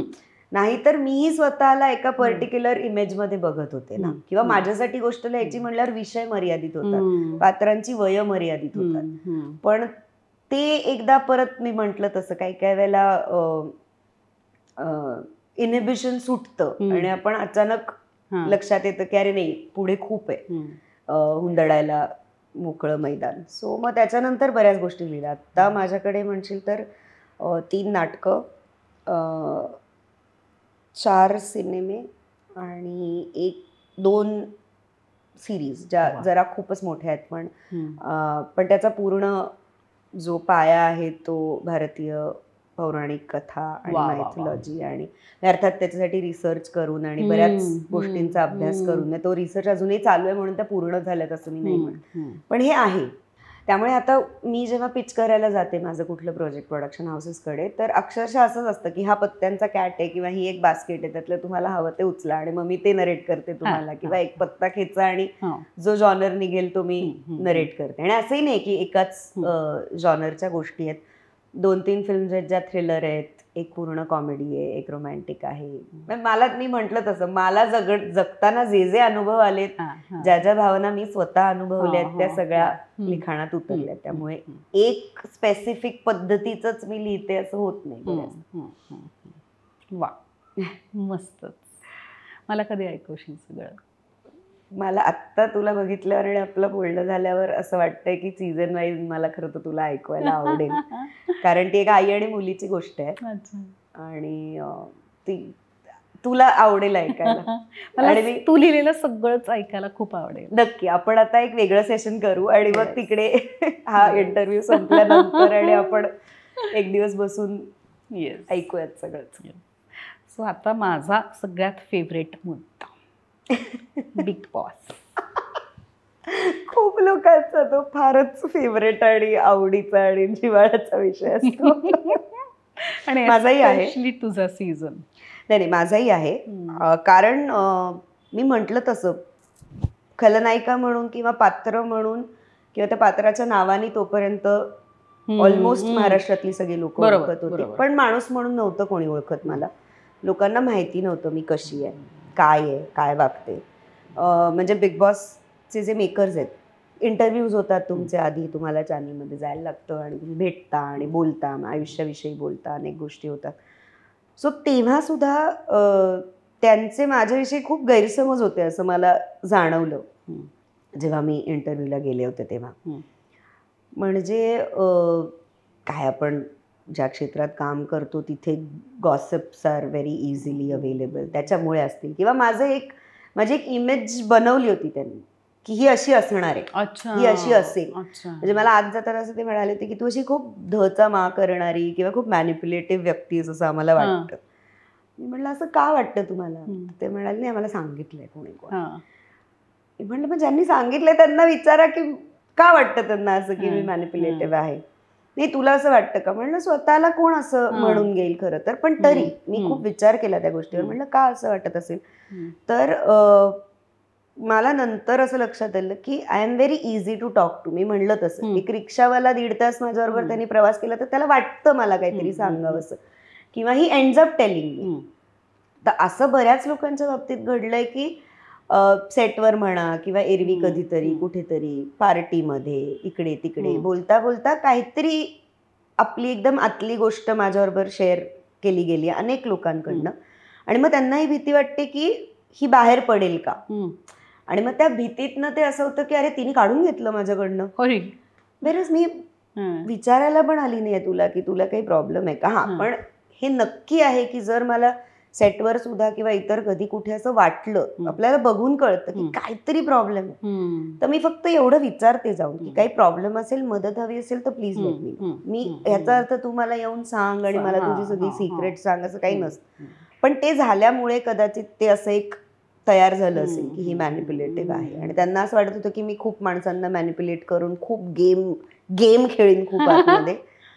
पण शेवटी त्यांना मान्य करावं लागलं की माझ्यासारखी मैत्रीण दुसरी नाही असू शकत, आणि मी फक्त मैत्रीण आहे. मला असं वाटतं प्रत्येकाचं एक सोल कॅरेक्टर असतं ना, तर मला असं वाटतं की माझं कॅरेक्टर म्हणशील तर मी मैत्रीण आहे, मी चांगली मैत्रीण आहे. तुम्हाला एखादं तुझं गुपित सांगितलं असतं ते मी मरेपर्यंत कोणाला कळणार नाही. I take it to my grave. तुम्हाला कधीही म्हणजे दिवसाच्या कुठल्याही प्रहरी, सकाळ दुपार रात्र, कधीही फोन केला असता असं नाही होणार की मी उचलणार नाही, अनलेस मी शॉर्टमध्ये आहे. म्हणजे मी लिहित जरी असेल तरी मी हातात फोन असेल तर मी उचलणार, असं नाही होत कधी. आणि तिसरी गोष्ट म्हणजे मी स्वतः खूप इमोशनल आहे, त्यामुळे मी सिम्पथी नाही देणार अजिबातच, पण मी एम्पथाइज करायचा प्रयत्न करणार, मी समजून घ्यायचा प्रयत्न करणार की त्रास काय. खूप मोठा फरक आहे मला असं वाटतं की आपल्याला एखाद्या माणसाची कीव वाटण्यामध्ये आणि आपण सहानुभूत होण्यामध्ये त्याच्याबरोबर, आणि तो फरक नाही कळत बऱ्याच वेळेला लोकांना. आणि ज्याला खरं तर एम्पथीची गरज असते तिथे सिम्पथी मिळते, आणि मग ती व्यक्ती खूप परावलंबी होते असं मला वाटतं. जे परत मी म्हटलं बिग बॉसच्या बाबतीत असं झालं की तिथे गेल्यानंतर लोकांना हे कळलं की मी नक्की काय आहे, मी नक्की कोण आहे. आत्तापर्यंत खलनायिका म्हणून बघितलंय, अरे नाही. इव्हन कपड्यांच्या बाबतीत म्हणजे मला आत्तापर्यंत सगळ्यांनी कायम साडीतच बघितलं होतं, पण बिग बॉसमध्ये मी शॉर्ट्सही घातल्या, मी फ्रॉकही घातले, मी अत्यंत चांगले दिसणारे सेक्सी म्हणता येतील असेही कपडे वापरले, मी जीन्स आणि शर्टही घातलं. तर ही अशी दिसू शकते नॉर्मली सुद्धा, हेही अनेकांना माहीत नसतं, किंवा सामान्य प्रेक्षकांनाही माहिती नसते की अरे हिला आपण कायम साडीतच बघितले, पण अरे ही चांगली दिसते की दुसऱ्या कपड्यांमध्ये पण. सो बऱ्याचदा असंही होतं की म्हणून पण मुद्दाम वेगळ्या पद्धतीचे कपडे बिग बॉसमध्ये घालतात अनेक लोक, पण तेही कळायला पाहिजे आपल्याला काय शोभतंय काय नाही शोभत आहे. ह्याही गोष्टी असतातच, कारण त्याच्यावर नाही तुम्ही ट्रोल होता, तुमच्या बोलण्यावर नाही तुम्ही ट्रोल होता. सो माझ्यासाठी सगळ्यात मोठा धडा म्हणजे मला आता कशातच काहीच वाटेनासं झालंय. म्हणजे एक पलीकडे पोचतो ना आपण की आता हा ठीक आहे, खूप बोलून झाले लोकांनी, आता nothing can hurt me anymore. या झोनमध्ये मी पोचले, जे मला बिग बॉसने दिलं. मी म्हटलं तसं माझं लेखन मला बिग बॉसने दिलं, म्हणजे परत जे मी चालू केलं ते मला बिग बॉसने दिलं. चांगले मित्रमैत्रिणी दिले बिग बॉसने, आणि खूप असेही अनुभव दिले की ज्याच्यामुळे माणसं कळायला नंतर जरा सोपं जायला लागलं. की मला असं वाटत होतं की मला कळतात माणसं, किंवा माझ्याशी बोलतात म्हणजे ते खरंच बोलत असतील ना. माझ्याकडे येऊन कोणीतरी काहीतरी शेअर करतंय, मला वाईट वाटतंय असं म्हणतंय, माझ्या मांडीवर डोकं ठेवून रडतोय तो व्यक्ती, तर अरे बिचाराला खरंच वाईट वाटत असेल ना. I was very naive that way. पण नंतर जेव्हा माझ्या लक्षात आलं की हे सुद्धा नाटक असू शकतं, की आपल्या मांडीवर कोणीतरी डोकं ठेवून रडतंय आणि मला माझ्या बाबांची आठवण येते किंवा आईची आठवण येते असं म्हणतंय, हेही काहीतरी गेम प्लॅनचा भाग असू शकतो. हा विचार माझ्या गावीही नव्हता. आणि जेव्हा की माझे इतर मित्रमैत्रिणी मला सांगत होते की नाही, this guy is trying to fool you, मी म्हटलं नाही रे, एवढा रडला यार तो, असं मग हे झालेलं आहे. आणि नंतर जेव्हा मांजरेकर सरांनी सॅटर्डेला सांगितलं की सगळा ड्रामा चालला होता तो, आय फेल्ट सो फुलिश. आपण स्वतःला खूप हुशार समजत असतो, पण ती जागा अशी आहे की जी तुम्हाला तुमची करेक्ट जागा दाखवते. तुम्ही वेअर डू यू स्टँड कामाच्या बाबतीत, स्ट्रेंथच्या बाबतीत. मी कधीच एक्सरसाइज करणारी मुलगी नव्हते किंवा मी वेट ट्रेनिंग केलेलं नाही किंवा मी रोज योगा करते, सूर्यनमस्कार करते. मग आळशी आहे मी त्या बाबतीत, शेअर आळस, बाकी काही नाही. पण मला त्यामुळे असं वाटलं होतं की ह्या ज्या मुली रोज एक्सरसाइज करतात, म्हणजे हिना होती आमच्याकडे, ती ऑलमोस्ट 20-20 किलोनी डंबेल्स मारायची आणि बार घेऊन एक्सरसाइज करायची, वेट ट्रेनिंग करायची. म्हटलं कसं ह्यांच्या समोर आपला निभाव लागणार टास्कमध्ये जर आपल्याला काही करायचंय तर. पण ते जे काहीतरी आपण म्हणतो ना अंगात संचरतं किंवा अंगात येतं, हिना हलूही नाही शकायची जर मी तिला पकडलं तर. आणि जर मी ठरवलं की मला अडवायचंय तर मी शिवला पण अडवलं होतं, जो एक बॉडी बिल्डर किंवा ताकद असलेली व्यक्ती होती. म्हणजे एक टास्क होता त्याच्यामध्ये. मी खरं तर शिवला खूप ओरडले होते की दरवाजातनं आत जायचं होतं आणि जो कन्फेशन रूम मध्ये आधी पोचेल तो कॅप्टन्सीचा कंटेंडर होणार होता. आणि बाकी कुणालाही हे काय बोलले हे लक्षात यायच्या आत मी जाऊन उभी होते दरवाजापाशी. आणि मग अभिजितच्या लक्षात आलं, केळकरच्या, आणि तो आला आणि तो मागे उभा राहायला लागला. आणि माधवला कळलं होतं, माधव म्हणा हा ठीक आहे ती जाईलच असं वाटलंच होतं त्यांना. पण तेवढ्यात अभिजितनी हाक मारली शिवला आणि शिवनी धरलं मला डायरेक्ट की मी आज जाऊ नये म्हणून. कारण त्याला असं वाटत होतं की अभिजितनी जावं आणि तो बाबा कॅप्टन्सीचा कंटेंडर. आणि त्यामुळे शिव दरवाजा ढकलायचा प्रयत्न करत होता आणि मी दरवाजा सोडत नव्हते. सो जवळजवळ 15-20 मिनिटं तरी असं झालं की नाही ढकलू शकला शिव दरवाजा.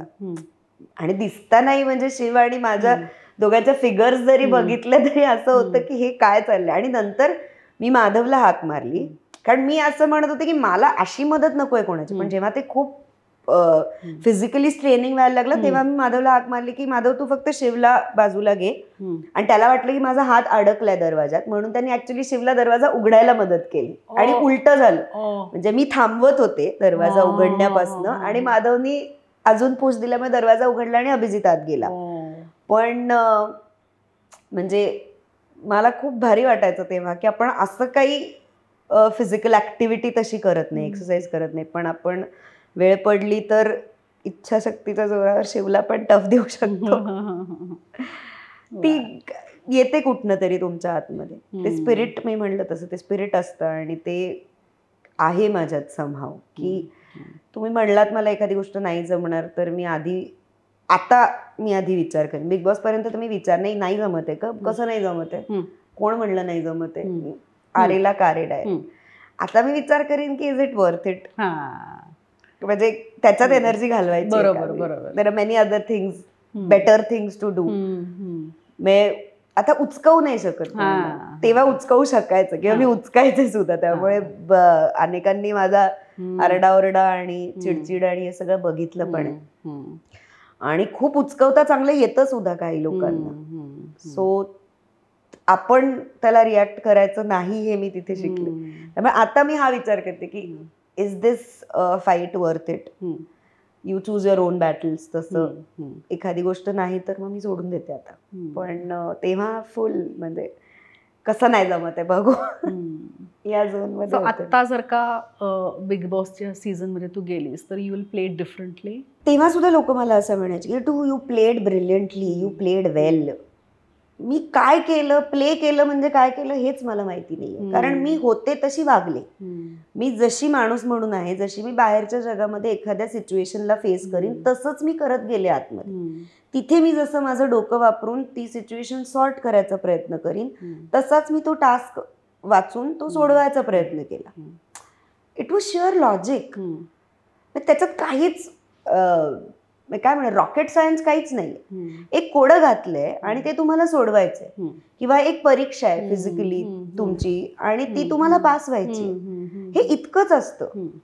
आणि ते तुम्ही बाहेरच्या आयुष्यात जसं करता तसंच आणि तितक्या सचोटीने तितक्या खरेपणाने आतमध्ये राहिलात आणि आतमध्ये तसंच वागत राहिलात तर मला नाही वाटत आत्ता सुद्धा काही वेगळं करीन मी. आत्ताही कदाचित मला टास्क लवकर समजला तर मी टास्क चांगल्या पद्धतीने करू शकेन. लोकांचं वागणं जे मी म्हटलं तसं मी विश्वास ठेवत होते थोडा कमी ठेवी लोकांवरती. त्यामुळे कदाचित मला गोष्टी जास्ती पटकन कळतील काय चाललंय आजूबाजूला किंवा कोण काय बोलतोय किंवा कोणाचं काही. If somebody is conspiring about me behind my back तर ते मला कदाचित थोडं लवकर कळेल. पण प्ले डिफरंटली म्हणजे करायचं काय असतं मुळात प्ले म्हणजे मी टास्क चांगले खेळले ते मी अजूनही खेळले. कारण मी म्हटलं तसं ते विल पॉवरवरती खेळले मी. फिजिकल ताकद तशी माझी स्ट्रेंथ आहे असं मला वाटत नसताना मला बॅक पेन होता किंवा इतर काही गोष्टी. मग मला असं होतं की नाही ठरवलंय टास्क करायचा विषय संपला. तिथे मग या काही कारणं देऊन चालत नाही. आणि मग तो मुलगाच आहे मग मी मुलगी आहे मग मी कसं त्याच्यासमोर उभं राहू असंही मी कधी म्हणजे मला खूप बिग बॉस मध्ये लोकांनी जायला ही वुमन कार्ड प्ले करते ही हे करते ते करते. म्हणलं म्हणजे काय असतं. म्हणलं जसं तू ह्याला समजा ढकललंस तर मी त्याच्याही बाजूनी बोलणार जर तो माझा टीम मेंबर असेल तर की ढकलणं चुकीचं आहे. फिजिकली असॉल्ट करणं चुकीचं आहे कुणालाही. पुरुषांनी पुरुषाला पुरुषांनी स्त्रीला स्त्रीनी पुरुषाला हे सगळंच चुकीचं आहे.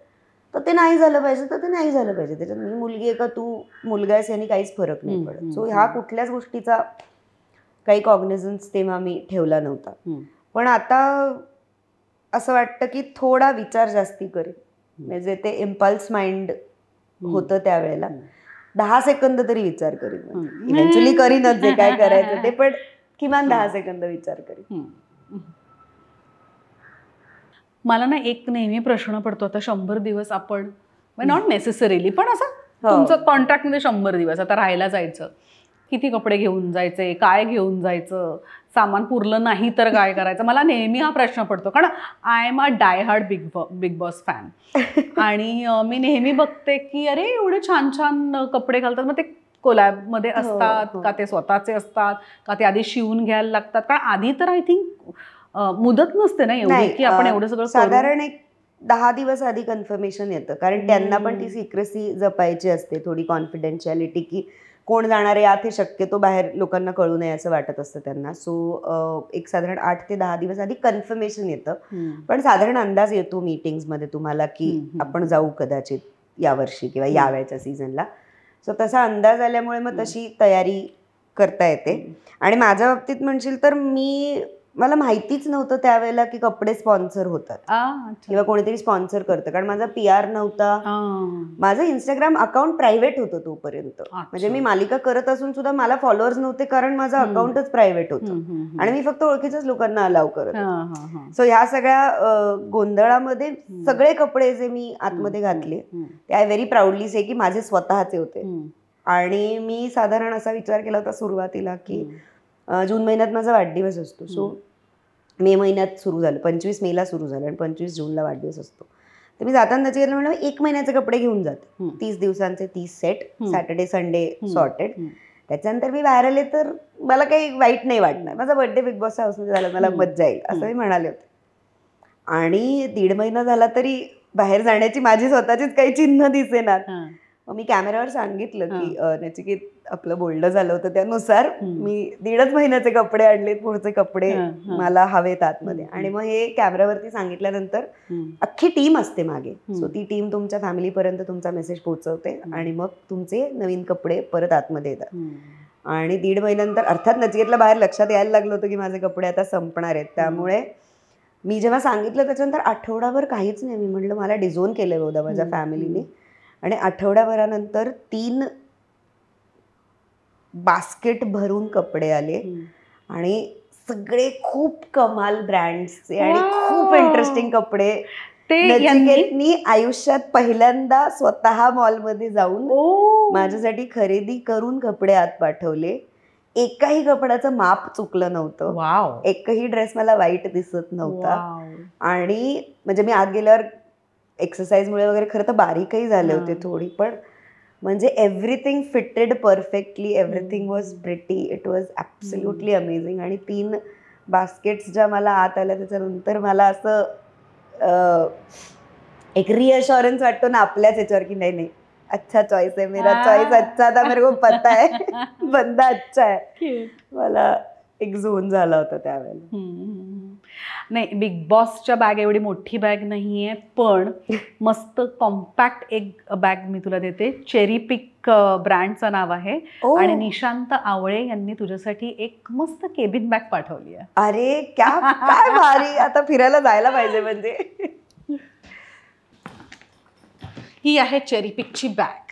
ओ नाईस. कॅडिलॅक कलर गोड आहे ना. हो. याचं नावही आहे माझं, पर्सनलाइज्ड आहे ही. वा वा. त्याला एअरपोर्टवर शोधायला सोपं आहे. म्हणजे आता बॅग दिल्यामुळे आता मला फिरायला जाण्याची इच्छा झाली. आणि बरं झालं बॅग दिलीस, कारण इतकी गिफ्ट्स आहेत की याच्यातच भरून घेऊन जायला लागणार आहेत. आता वेगवेगळ्या पिशव्या नेणं काही शक्य नाही. Thank you so much. Thank you Cherrypick. Most amazing colour आहे. आणि या सगळ्या बॅग्सवर निशांत दादाने 35% डिस्काउंट सुद्धा ठेवलाय. ओके. फक्त दिल के करीबच्या सगळ्या प्रेक्षकांसाठी. नाईस. सो आता नचिकेत बरोबर जाशील ना कुठे? Yes, of course. दोघांनाही आवडतं ट्रॅव्हल करायला? हो, म्हणजे फिरायला आवडतं. आणि आम्ही दोघंही, परत मी म्हणलं तसं, आम्ही बॅकपॅकर्स आहोत. म्हणजे अशा झोनमध्ये असं ठरवून आता आपण एक आयटिनरी ठरवूयात आणि ह्या ठिकाणी फिरायला जाऊयात वगैरे, असं आतापर्यंत दोघंही अभिनय क्षेत्रात असल्यामुळे कधी करताच नाही आलेलं. कारण त्याला वेळ आहे तेव्हा मला नाही, मला वेळ आहे तेव्हा त्याला नाही. त्यामुळे जेव्हा दोघांना वेळ आहे तेव्हा इधर आम्ही ट्रेन स्टेशनला जातो, दिसेल ती गाडी पकडतो, त्यात बसतो आणि निघतो, किंवा गोव्याची बस पकडतो आणि गोव्याला निघतो, किंवा गाडी काढतो आणि गोव्याला निघतो. आम्हाला दोघांनाही रेल्वेचा प्रवास भयंकर आवडतो. त्याच्यामुळे रेल्वेनी बऱ्यापैकी आतापर्यंत केलाय आम्ही प्रवास. आणि गाडी चालवत 8 तासात जाणे, म्हणजे मला फ्लाईट खरं तर कामासाठी जायचं असेल तर आवडते.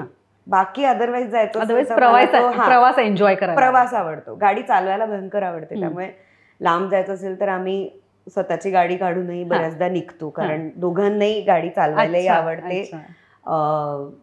कोण चालवणार याच्यावरनं खरं तर आम्ही भांडतो की नाही मला चालवू दे, मला चालवू दे असं. पण त्यामुळे मजा येते.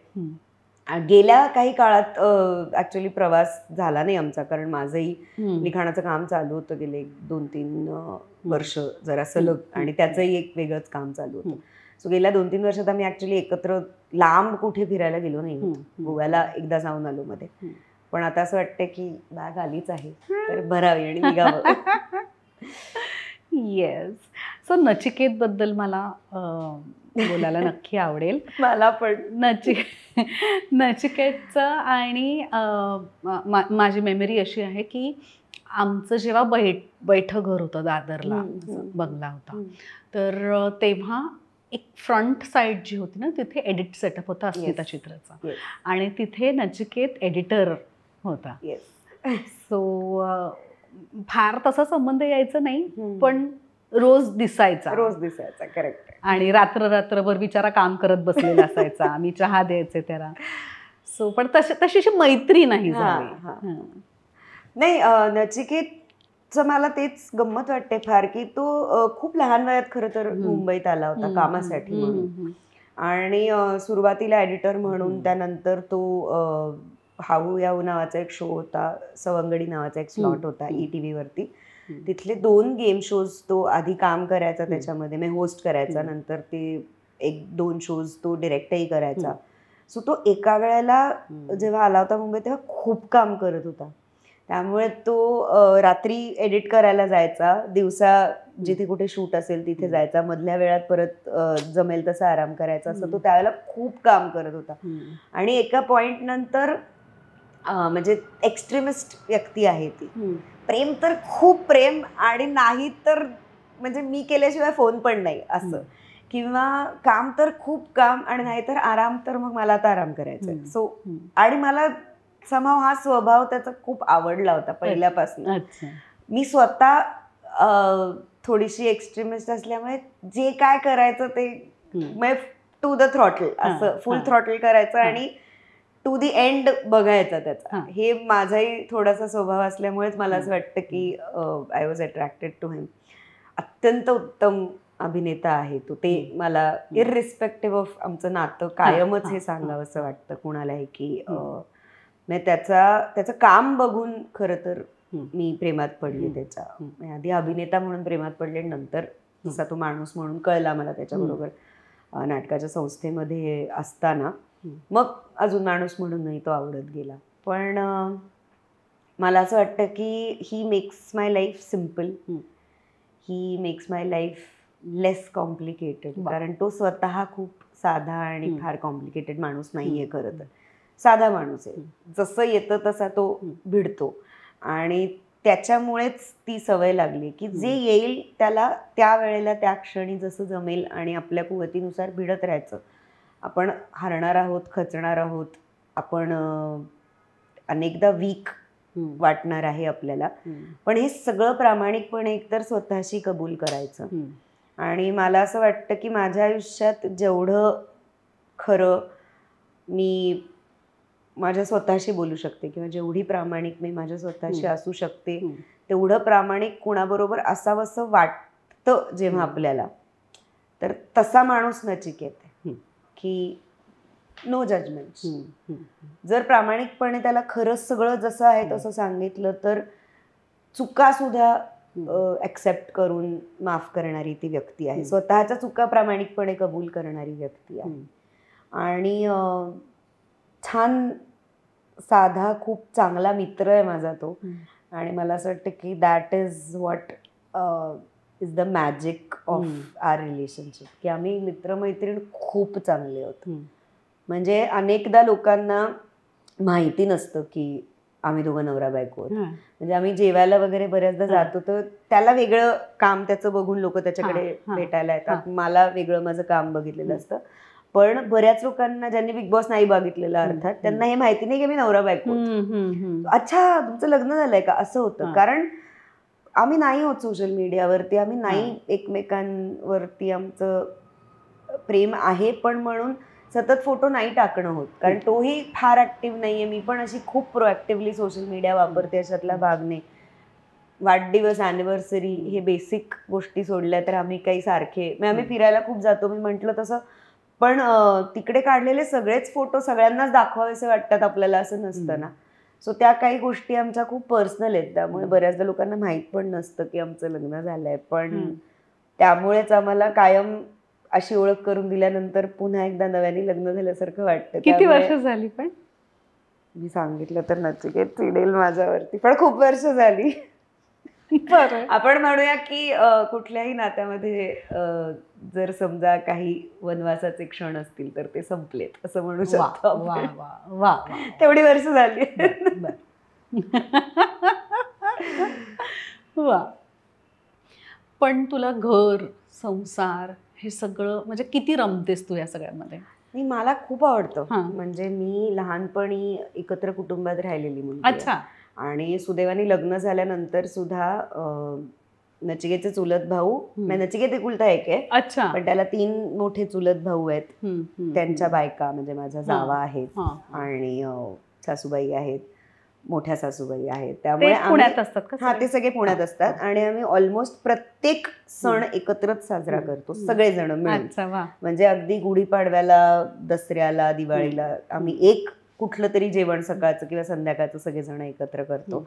आणि गेल्यानंतर अर्थात मी सगळ्यात आधी त्यांनाही सगळ्या माझ्या जावांना असं वाटलं होतं की अरे ही काम करते, ही अभिनय करते, ही कशी घरात राहील का, काम करेल का. पण आता त्याच तिघीजणी म्हणतात की मी गेल्यानंतर मी त्यांना किचनमध्ये जाऊ नाही देत, कारण माझा पूर्ण ताबा घेऊन जे काही बनवायचं. मी नॉनव्हेज उत्तम बनवते, त्यामुळे कोणालाही आमच्या घरातल्यांना नॉनव्हेज खायचं असेल तेव्हा ते असं म्हणतात की ओके आज नेहाचा किचन डे आहे. मी 15 माणसं जमतात आमच्याकडे. साधारण 2-2.5 तासात होतं 15 माणसांचं जेवण. वा वा वा वा. आणि बरं करते, म्हणजे लोकांनी सांगितलंय त्यामुळे मी सांगते, स्वतः बोस्ट नाही करत. कारण सध्या स्वतःबद्दल काही बोललं की तेवढाच 1 मिनिटाचा रील निघतंय. पण असं नाही, लोक म्हणतात मी बरं जेवण बनवतो. पण तुझ्याकडे बघून असं वाटत नाही की तू स्वयंपाकघरात जात असशील किंवा स्वयंपाक करत असशील? मी मालाडला राहते. मालाडला मासे आणायला गेले तरी मला 1-2 बायकांनी मध्ये असं विचारलं, अरे तुम्ही स्वतः येता मासे आणायला? म्हटलं नाहीयेत माझ्याकडे मासे आणायला माणसं ठेवण्याचे नाहीयेत. त्यामुळे मी स्वतः जाते. खरेदी आवडते मला, मंडई भयंकर आवडते. मला फ्रेश भाज्या आणि असं सगळं मंडईत जायला वगैरे मज्जा येते. कारण माझ्या आजोबांच्या आणि माझ्या आठवणी आहेत मंडईत, पुण्याच्या मंडईत जाऊन खरेदी केल्याच्या, खूप लहान असल्यापासून. त्यामध्ये भाज्यांचे वास, आरडाओरडा, गलबलाट सगळं आवडतं. आणि मी शक्यतो आजकाल, म्हणजे जेव्हा कळायला लागलं तेव्हापासून मी बार्गेन नाही करत, जे असे रोड साईड लोक असतात त्यांच्यावर. माझं असं होतं की आपण मॉलमध्ये जाऊन थोडी ना बार्गेन करतो की नाही हा ड्रेस मला एवढ्याला द्या. खरंय खरंय. पण तो माणूस बिचारा 5 रुपये कमवतो तर कमवू दे ना, एवढं काय. So sweet. बरं, तू किचनमध्ये रमतेस म्हटल्यावरती उलुक द आऊल फाउंडेशनच्या प्रीती शहांनी तुझ्यासाठी हे कोस्टर्स पाठवलेत. मला आज असं झालंय, मी इथे आली, गिफ्ट थांबतच नाहीयेत. दिलके करीब म्हणजे मला बॅग डोक्यावर घेऊन जायला लागणार आहे, एवढी जड होणार आहे. Thank you so much, thank you. हे फारच इंटरेस्टिंग आहे. हॉट पॉट्स किंवा हॉट प्लेट्स वगैरे ठेवण्यासाठी हे. आणि हे आकार फार मस्त आहे, पानाचा आकार आहे त्यामुळे. आणि त्याला हे पण आहे, आय थिंक टांगून ठेवायचं असेल तरी, स्टोअर करायला. मला वाटतं हे हॉट प्लेटच्या खाली वापरायच्या ऐवजी मी टांगणार आहे भिंती. छान दिसायला, छान आहेत ना. तर हे पानाचं डिझाईन आहे आणि खूपच इंटरेस्टिंग आहे. बरं, प्रत्येक मॅट वेगळं वेगळं आहे. पण तुला माहितीये का, सिमिलर नाहीये. उलुक द आऊल फाउंडेशन ची ही खासियत आहे की कुठलंही एक प्रॉडक्ट त्यांच्या दुसऱ्या प्रॉडक्ट सारखं नसतं. बघ, आपण युजली मॉल्समध्ये जातो तेव्हा एखादा ड्रेस आवडला तर त्याच्यासारखे सगळे साईज मध्ये 15-16 दिसतात. मग असं वाटतं की नको, म्हणजे इतकी जण सेम सेम घालणार. पण इथे ते नाहीये, कारण हे जे फॅक्टरी मधलं एक्सेस फॅब्रिक असतं ना, त्यापासून हे सगळं बनवलं जातं. ओ nice nice. Recycle goods. Yes, very nice. Thank you. Thank you so much. आपण ज्या क्षेत्रात आहोत तिथे कुठल्या तरी टप्प्यावरती आपल्याला ट्रोलिंगला नेहमी फेस करावंच लागतं. तर तुझं ट्रोलिंगच्या बाबतीत काय म्हणणं आहे? मी म्हटलं ना तुला की आजकाल तर असं झालंय की आपण काय बोलतोय त्याचा पुढचा मागचा काही संदर्भ न घेता एखादं वाक्य उचलून त्याचं रील बनतं 1 मिनिटाचं आणि त्याच्यानंतर ते इतकं सर्क्युलेट होतं, व्हायरल होतं की मग त्याच्याविषयी तुम्हाला स्पष्टीकरणं देत बसावी लागतात. किंवा अरे आधीचं बघा, अरे मी नंतर काय बोलले ते बघा, असं म्हणायला लागतं. पण सुज्ञ प्रेक्षक असतात, ते सगळं संदर्भासहित स्पष्टीकरण पाहून मगच एखाद्या गोष्टीवरती प्रतिक्रिया देतात, चांगली वाईट दोन्ही. आणि ज्या दोन्ही स्वागतार्हच वाटतात मला, म्हणजे एखादं काम बघून असेल, सिनेमा बघून असेल, कविता वाचून असेल, किंवा एखादा असा पॉडकास्ट ऐकून, इंटरव्ह्यू बघून जर कोणी खरंच मनापासनं दाद देत असेल तरीही ती स्वागतार्हच आहे. आणि खरंच नीट पूर्ण इंटरव्ह्यू बघून मग कोणी जर बोलत असेल, कारण तेही कळतं की इंटरव्ह्यू पूर्ण बघितला आणि त्यानंतर ती व्यक्ती बोलते, सो तेही स्वागतार्ह आहे. पण काही नाही, आपल्याला कंटाळा आलाय किंवा आपलं फ्रस्ट्रेशन काढण्यासाठी, किंवा मला आत्ता खूप राग आलाय पण मला ज्या व्यक्तीचा राग आलाय त्याला ते बोलता येत नाहीये, त्यामुळे सोशल मीडियाच्या निनावी मुखवट्या आड लपून जे लोक सेलिब्रिटीजना किंवा इतर काम करणाऱ्या इन्फ्लुएन्सर्सना सुद्धा ट्रोल करतात, त्यांच्याविषयी असं वाटतं, मला दया येते त्यांची की they are very miserable in their own life. म्हणजे स्वतःची कीव करा, स्वतःवर थोडीशी दया दाखवा आणि हे वागणं बंद करा. आणि जो वेळ तुम्ही ह्यात घालवताय तो काहीतरी, तो वेळ सत्कारणी लावा आणि काहीतरी बरं करा तुमच्या वेळेचं, असं मला वाटतं. आणि मगाशी मी म्हटलं त्यानुसार आता म्हणजे मी इतक्या हर्टफुल कमेंट्स वाचलेल्या आहेत बिग बॉस नंतर, माझ्या परिवाराविषयी, माझ्या आईविषयी, नचिकेतविषयी, आमच्या नात्याविषयी, सगळ्यांविषयी, की आता nothing can hurt me anymore. अच्छा. I can take somethings with a pinch of salt. मी सोडून देऊ शकते, पण टू अ एक्सटेंट. म्हणून मी रिटॅलिएटच करत नाही असं नाही. एका क्षणानंतर ते असह्य होतं. म्हणजे लॉकडाऊनमधलाच एक अनुभव आहे. आमचा सीझन परत दाखवत होते लॉकडाऊन सुरू झाल्यानंतर, आणि एक मुलगी सलग म्हणजे सीझन सुरू झाल्यापासून सलग जवळजवळ 15 दिवस अत्यंत हर्टफुल गोष्टी बोलत होती. रोज DM. तिला ब्लॉक केलं तर दुसऱ्या कुठल्या तरी अकाउंटवरनं. एवढा वेळ असतो लोकांकडे. नाही, लॉकडाऊन मध्ये तर होताच ना. आणि आधीचं असं होतं की माझा सीझन जेव्हा चालू होता तेव्हा मी आत होते, आणि नचिकेतनी मला खरं तर खूप शिल्ड केलं या सगळ्या कमेंट्स पासून. कारण मी बाहेर यायच्या आधी त्यांनी बऱ्याचशा कमेंट्स डिलीट केल्या होत्या, बऱ्याचशा पोस्ट डिलीट केल्या होत्या. पण जेव्हा मी बाहेर होते आणि परत एकदा सीझन दाखवत होते तेव्हा कसं शिल्ड करणार कोणीच कोणाला.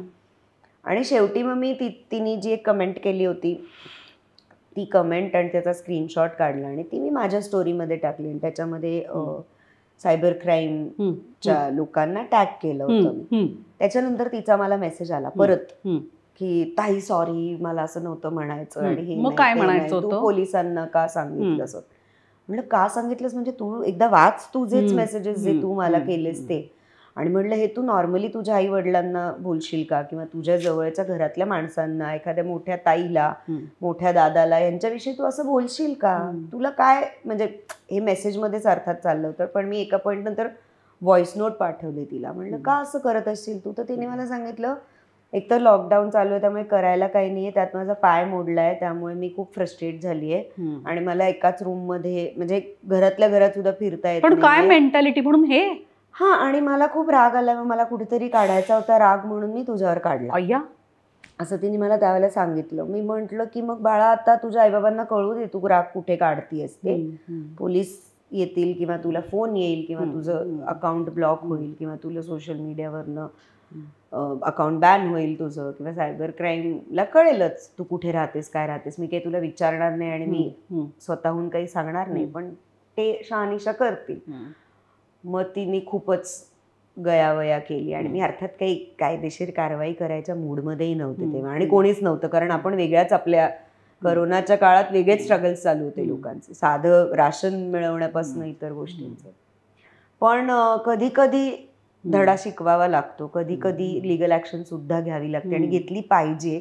कारण आत्ता आपण रिसेंटली बऱ्याच अशाही केसेस बघतोय की सोशल मीडियावरती ट्रोल झालं म्हणून एखाद्या माणसाने आत्महत्या केली, किंवा एखादी ट्रान्सजेंडर व्यक्ती असते, क्विअर व्यक्ती असते, LGBTQIA कम्युनिटीतली व्यक्ती असते, जी तिची आयडेंटिटी सोशल मीडियाच्या माध्यमातून व्यक्त करू पाहत असते, व्यक्त होऊ पाहत असते, आणि मग त्याला किंवा तिला किंवा त्यांना ज्या पद्धतीच्या कमेंट्सना सामोरं जावं लागतं, त्या म्हणजे मला असं वाटतं की जर वाचलं कधी खाली जाऊन तर त्या अगदीच आत्महत्येला प्रवृत्त करणाऱ्या असू शकतात. आणि त्या कमेंट्सनी जर मग एखाद्या माणसाने त्या कमेंट्स वाचून आत्महत्या केली तर मग कुणाला जबाबदार धरणार. म्हणजे त्या वैष्णवीच्या बाबतीत ॲटलिस्ट आपल्याकडे घरातली माणसं तरी आहेत जबाबदार धरायला. हे निनावी IP ॲड्रेसेस कसे दरवेळेला शोधून काढायचे, आणि हे झालेलं आहे. हे काही म्हणजे अनुभव माझ्या काही मित्रमैत्रिणींनी त्यांच्या मित्रमैत्रिणींचे, जवळच्या मित्रमैत्रिणींचे सांगितलेले अनुभव आहेत, आणि हे खूप भीषण आहे की एखाद्याला खच्चीकरण कसं करायचं. म्हणजे तारे जमीन पर मध्ये आमिर खान ती गोष्ट सांगतो ना की एका विशिष्ट बेटावरची माणसं जर त्यांना ते झाड पाडायचं असेल तर सगळेजण त्याच्या बाजूने उभं राहतात आणि त्याला कोसतात, आणि ते एका पॉईंट नंतर मरतं झाड आणि पडतं. तर मला असं वाटतं की हे काही बरोबर नाहीच आहे. त्यामुळे जर ते एक्स्ट्रीम होत असेल तर त्याच्या अगेन्स्ट लिगल ॲक्शन घेतली गेली पाहिजे, प्रोटेक्शन, सायबर प्रोटेक्शन मिळालं पाहिजे. आणि ट्रोल्सची तर मी सांगितलं ना, मला दया येते. म्हणजे सगळे माझ्या इतके स्ट्रॉंग नसतात कदाचित, किंवा काही माणसं काय म्हणूयात आपल्यावर आलेली परिस्थिती दुसऱ्यावर ढकलली की ते त्यांना they get happiness in inflicting pain on others. दुसऱ्यांना वाईट बोलून मला छान वाटतं, असे पण असतातच ना माणसं. त्यांचं काही करू नाही शकत आपण. ते आपण आपल्या आजूबाजूच्या नवीन जनरेशनमधल्या लोकांना एज्युकेट करू शकतो ह्याच्याविषयी, एवढंच मला वाटतं. कारण that is all is left now. म्हणजे बायकांचा आदर करणं असेल, किंवा कुठल्याही माणसाचा माणूस म्हणून राहतात, बायका तर ठीकच आहे, पण माणूस म्हणून समोरच्याच्या मताचा आदर करणं, त्याला काय वाटतंय ते त्याचं इंडिव्हिज्युअल मत आहे, त्याच्या इंडिव्हिज्युअलिटीचा आदर करणं, हे सगळं आपण आपल्या वर्तणुकीतनं आणि आपल्या संस्कारांमधनं पुढच्या जनरेशनला देणं आणि आपल्याही जनरेशनमधल्या लोकांना एज्युकेट करणं. आपल्या आजी आजोबांना आई वडिलांना कळत नसेल तर त्यांनाही ते सांगणं. कारण बऱ्याचदा काय होतं, मागच्या जनरेशनमधल्या लोकांना सुद्धा ह्या सगळ्या गोष्टी आणि हा अख्खा जे जग उघडं झालंय सगळं आत्ता, माहितीचा स्रोत जो त्यांनाही काही काही वेळेला घेता नाही येत. म्हणजे आजी आजोबांना पण पटकन कळत नाही. एखादं रील दाखवलं, अरे हा असं का करतोय, मुलगा आहे ना, मुलासारखा मुलगा असं का करतोय, किंवा मुलीसारखी मुलगी असं का वागते, हे त्यांना कळत नाही. तर ही आपली जबाबदारी आहे की आपण त्यांना समजावून सांगू शकतो आणि मग माणूस म्हणून समोरच्याला ऍक्सेप्ट करण्याची वृत्ती मला असं वाटतं वाढवली पाहिजे जास्त. आपल्या क्षेत्रातल्या मुलींबद्दल, ॲक्ट्रेसेसबद्दल तुला काय वाटतं? म्हणजे I you proud to be a woman in our field?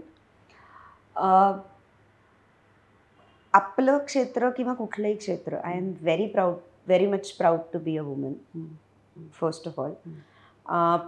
पण मला, मी म्हटलं तसं, त्याच्या पलीकडे जाऊन असं वाटतं की मी वुमन कार्ड असं कधी वापरलं नाही माझ्या फायद्यासाठी, कुठल्याच अर्थी. म्हणजे सिनेमा क्षेत्रामध्ये काम करणाऱ्या मुली असं एक जे असतं त्याही अर्थी नाही, आणि मी मुलगी आहे, मला दया दाखवा, I am a damsel in distress and I need to be saved, असंही कधी मी वागले नाही. पण तो फरक जाणवून दिला जातो हे मात्र नक्की. म्हणजे जेव्हा मी माझी एखादी कॉन्सेप्ट पिच करायला जाते तेव्हा ॲक्ट्रेसेस दम बसतात. ह्या प्रीकन्सिव्ड नोशननी अनेकदा समोर माणसं बसलेली असतात. अर्थात सगळे नाही, अपवाद आहेतच याला सुद्धा, पण बरेच लोक. किंवा एक छोटा किस्सा आहे, मी रामगोपाल वर्मांना असिस्ट करत होते एका फिल्मवरती आत्ता ते हैदराबादला शिफ्ट होण्याच्या आधी, आणि रँडम फिल्म होती काहीतरी. त्यांना तो माणूस मला तशा अर्थी आवडतो की मेरे मन को भाया, मैं कुत्ता काट के खाया, मला वाटतं आत्ता करायचा सिनेमा, चला सगळेजण, असं म्हणून आम्ही जैसलमेरला गेलो होतो. आणि जैसलमेरमध्ये सम नावाचं गाव आहे, जिकडे डेझर्टमध्ये, पाकिस्तान बॉर्डरपासून साधारण 70-1 किलोमीटर आतमध्ये ते गाव. आणि तिथे सगळे पठाण आहेत राहणारे लोक, आणि त्यामुळे तिथे स्पॉट बॉयज आम्ही काही इकडनं घेऊन नव्हतो गेलो. सो तिथले टेंट हलवायचा आहे, जागा हलवायची, शिफ्टिंग करायचं, या सगळ्यासाठी तिथलेच पठाण लोक होते. आणि मी क्रिएटिव्ह डिरेक्टर म्हणून काम करत होते. तर मी दोनदा जाऊन तिथे एक 5-6 पठाणते बसले होते. माझ्या दुप्पट उंचीची माणसं होती, मी कमरेला वगैरे लागत होते त्यांच्या. म्हणलं ये टेंट हटाना है इधर से, उधर लेके जाना है, आणि सामान बाकीचं सगळं हलवायचं आहे, असं मी त्यांना सांगितलं. मी अर्ध्या तासांनी परत गेले, ती ढिम्मा हललेली नव्हती माणसं. म्हटलं त्यांना कळलं नाही का, म्हणून मी जवळ जाऊन नीट शांतपणे हिंदी भाषेत जेवढी त्यांना जमेल, मला जमेल तेवढ्या भाषेत त्यांना सांगितलं. एक तिथे राजस्थानी माणूस होता आमच्या ह्याच्यात, तर त्याला म्हटलं त्यांना राजस्थानीत पण सांग जर त्यांना कळत नसेल हिंदी भाषा तर. मी परत गेले, मी परत अर्ध्या तासांनी आले, ती मुलं हललेली नव्हती. मग मी आमचा जो लाईन प्रोड्युसर होता तिथला, लोकल माणूस होता, त्याला म्हणलं क्या हो रहा है, ये काम क्यों नहीं कर रहे? तो म्हणला मॅडम जी आप रुको 1 मिनिट. मग तुम्हाला घेऊन गेला त्यांच्याकडे. तो म्हणला ये बड़ी मेम साहब है, ये पैसा देंगी तब मैं तुमको पैसा दूंगा, इनकी बात माननी पडेगी. मी बाई आहे म्हणून ते माझं ऐकत नव्हते, त्यांनी सांगितल्यानंतर त्यांनी काम केलं. अरे बापरे. सो हे आपल्याकडे इतकं डीप रूटेड आहे आपल्या देशात, दुर्दैवाने. बदल होत आहेत, अनेक आत्तापर्यंत थोर माणसांनी, समाजसुधारकांनी हे बदलण्यासाठी खूप प्रयत्न केलेत, पण हे ना, it is somehow running deep in our veins. त्यामुळे कितीही एखाद्या माणसाने प्रोग्रेसिव्ह विचार करायचा म्हटला तरी एका पॉइंट नंतर हे फेस करावं लागतंच. म्हणजे सुदैवाने मला कुठलाही वाईट अनुभव आत्तापर्यंत नाही, कोणीही मला असं कास्टिंग काउच किंवा अशा कुठल्याही पद्धतीने अप्रोच झालेलं नाही. माझे आत्तापर्यंतचे सगळे दिग्दर्शक, निर्माते, सहकलाकार सगळे चांगले असत आलेले आहेत. पण हां, आता जेव्हा मी लेखिका म्हणून स्वतःला प्रोड्युसर्सकडे पिच करते किंवा गोष्ट पिच करते, तेव्हा मी अनेकदा काही लोकांना सांगितलं पण आहे की बोलतीये ना मी, चेहऱ्याकडे प्लीज बघा. सो असं होतं, कारण सगळ्यांना या क्षेत्राची सवय नसते. ते वेगळ्याच एका कुठल्या तरी म्हणजे चला पिक्चर काढू असेवाले जे असतात ना, आता शेवटी लेखकाला आणि दिग्दर्शकाला प्रोड्युसर कुठलाही असेल तरी हा बाबा तू पैसे घालतोयस का माझ्या सिनेमामध्ये, आपण एंटरटेन तरी करतो. पण अशी अवस्था झाल्यावर ऑफकोर्स मी ते ऑफिस सोडून निघते, पण किंवा जिथे कुठे आम्ही भेटलेलो असतो ती जागा सोडून निघते. पण असं होतं, त्या दृष्टीने बघितलं जातं. मुलगी आहे म्हणून काही वेळेला काही गोष्टी येणार नाहीत असं वाटतं त्यांना. म्हणजे मी देवमाणूस सारखा सिनेमा लिहिला तर इट्स अ थ्रिलर. त्याच्यामध्ये शिव्या आहेत भाषेमध्ये, त्याच्यामध्ये मर्डरचा सिक्वेन्स आहे अख्खा, त्याच्यामध्ये भांडण आहे, त्याच्यामध्ये अग्रेशन आहे. पण म्हणजे मी गमतीने म्हणाले त्या दिवशी माझी अख्खी फॅमिली सिनेमा बघायला आली होती तेव्हा, की आता त्यांना कळेल की नेहाला किती शिव्या येतात. कारण एक मुलगी हे लिहू शकते असं खूप कमी वेळेला वाटतं लोकांना, की एवढं अग्रेसिव्ह कसं लिहू शकतं. म्हणजे सेक्रेड गेम्सचा पण किस्सा आहे. सेक्रेड गेम्स लिहिलं 3 लोकांनी, वसंत सेठ, स्मिता सिंग आणि वरुण ग्रोवरनी. स्क्रीन प्ले, डायलॉग सगळंच. सो बघितल्या असं वाटतं की अरे स्मिता सिंगने सगळे फॅमिलीवाले सीन्स लिहिले असतील किंवा काय, पण सगळे पोलिसांचे सीन तिने लिहिलेत, कारण तिचे वडील पोलिसात होते आणि तिला जास्ती इंट्रिकसीज माहिती होत्या. आणि फॅमिलीवाले बऱ्यापैकी सीन्स सगळे वरुण ग्रोवरनी किंवा वसंत सेठनी लिहिले होते, ते उलट्या ह्याच्यामध्ये. आपल्याला असं वाटतं की अरे यार मुलगी आहे म्हणजे तिने सगळे बायकांचे सीन लिहिले असतील किंवा बायकांच्या दृष्टीने सीन लिहायला म्हणून तिला घेतलं असेल ऑन बोर्ड, पण तसं नाहीये. एक्सपर्टीज तिचं हे होतं की तिला पोलिसांविषयी जास्ती माहिती होती. सो पोलिसांच्या आयुष्यातल्या इंट्रिकसीज विषयी ती नीट लिहू शकली असते. सो हे मला काही वेळेला जो फरक जाणवतो ना वेगवेगळ्या इंडस्ट्रीजमधला, म्हणजे हिंदीमधला साऊथमध्ये असेल किंवा इकडे असेल, साऊथमध्ये सुद्धा आपण ऐकतो सुद्धा किस्से की बऱ्याचदा स्त्रियांना कशी वागणूक दिली जाते बऱ्याच ऍक्ट्रेसेसनी, किंवा जशा पद्धतीने साऊथच्या इंडस्ट्रीजमध्ये सिनेमांमध्ये स्त्रियांची भूमिका असते. पण आता खूप बदल झालाय सगळीकडेच. म्हणजे मला आठवतंय सीताराममचं जेव्हा डबिंग करायचं होतं दुलकर सलमान बरोबर, तर मी एक एकटी मुलगी मुंबईवरनं फ्लाईटने तिथे गेले होते फक्त 1 दिवस डबिंग करण्यासाठी. तर साधारण 750-800 कोटीचा मालक आहे तो. ते जे प्रोड्युसर आहेत ते अश्विनी सर म्हणून आहेत, ते स्वतः तिथे सेट आले होते स्टुडिओमध्ये आणि ते अम्मा कॉफी, अम्मा खाना, अम्मा. आणि माझं असं झालं की काहीच गरज नाही त्या माणसाला हे करायची. But this is the kind of respect. तुम्ही काम करताय आणि चांगलं काम करताय म्हणल्यानंतर जो मिळतो तो. सो मला दोन्ही अनुभव आहेत. म्हणजे I have been disrespected utterly and I have been respected to the extent. म्हणजे त्यामुळे दोन्ही अनुभव आहेत, दोन्ही अत्यंत भिन्न अनुभव आहेत. पण तेच मी म्हटलं तसं की अपार्ट फ्रॉम जेंडर आणि आपण स्वतःला ज्या कॅटेगरीज मध्ये डिस्क्रिमिनेट करतो किंवा काय, त्याही पलीकडे जाऊन मला असं वाटतं माणूस म्हणूनच समोरच्याला एकदा आदर द्यायला शिकलो ना, किंवा जेंडर डझंट मॅटर, मग तो कोण आहे काय आहे यांनी फरक नाही पडत. पण ते अगेन तो संस्कारांचा भाग आहे, तो आपण काय शेअर करू त्याचा भाग आहे. हा आपण आपल्या म्हणजे आपल्या ह्या चर्चेतनं सुद्धा हे कोणीतरी बघितलं आणि एक मुलगा किंवा मुलगी समोरच्याला माणूस म्हणून आदर द्यायला लागली आणि त्यांना बरं वाटलं तर काय सफलच आहे आयुष्य म्हणायचं. वा, खूप भारी वाटलं तुझ्याशी गप्पा मारून. मला पण.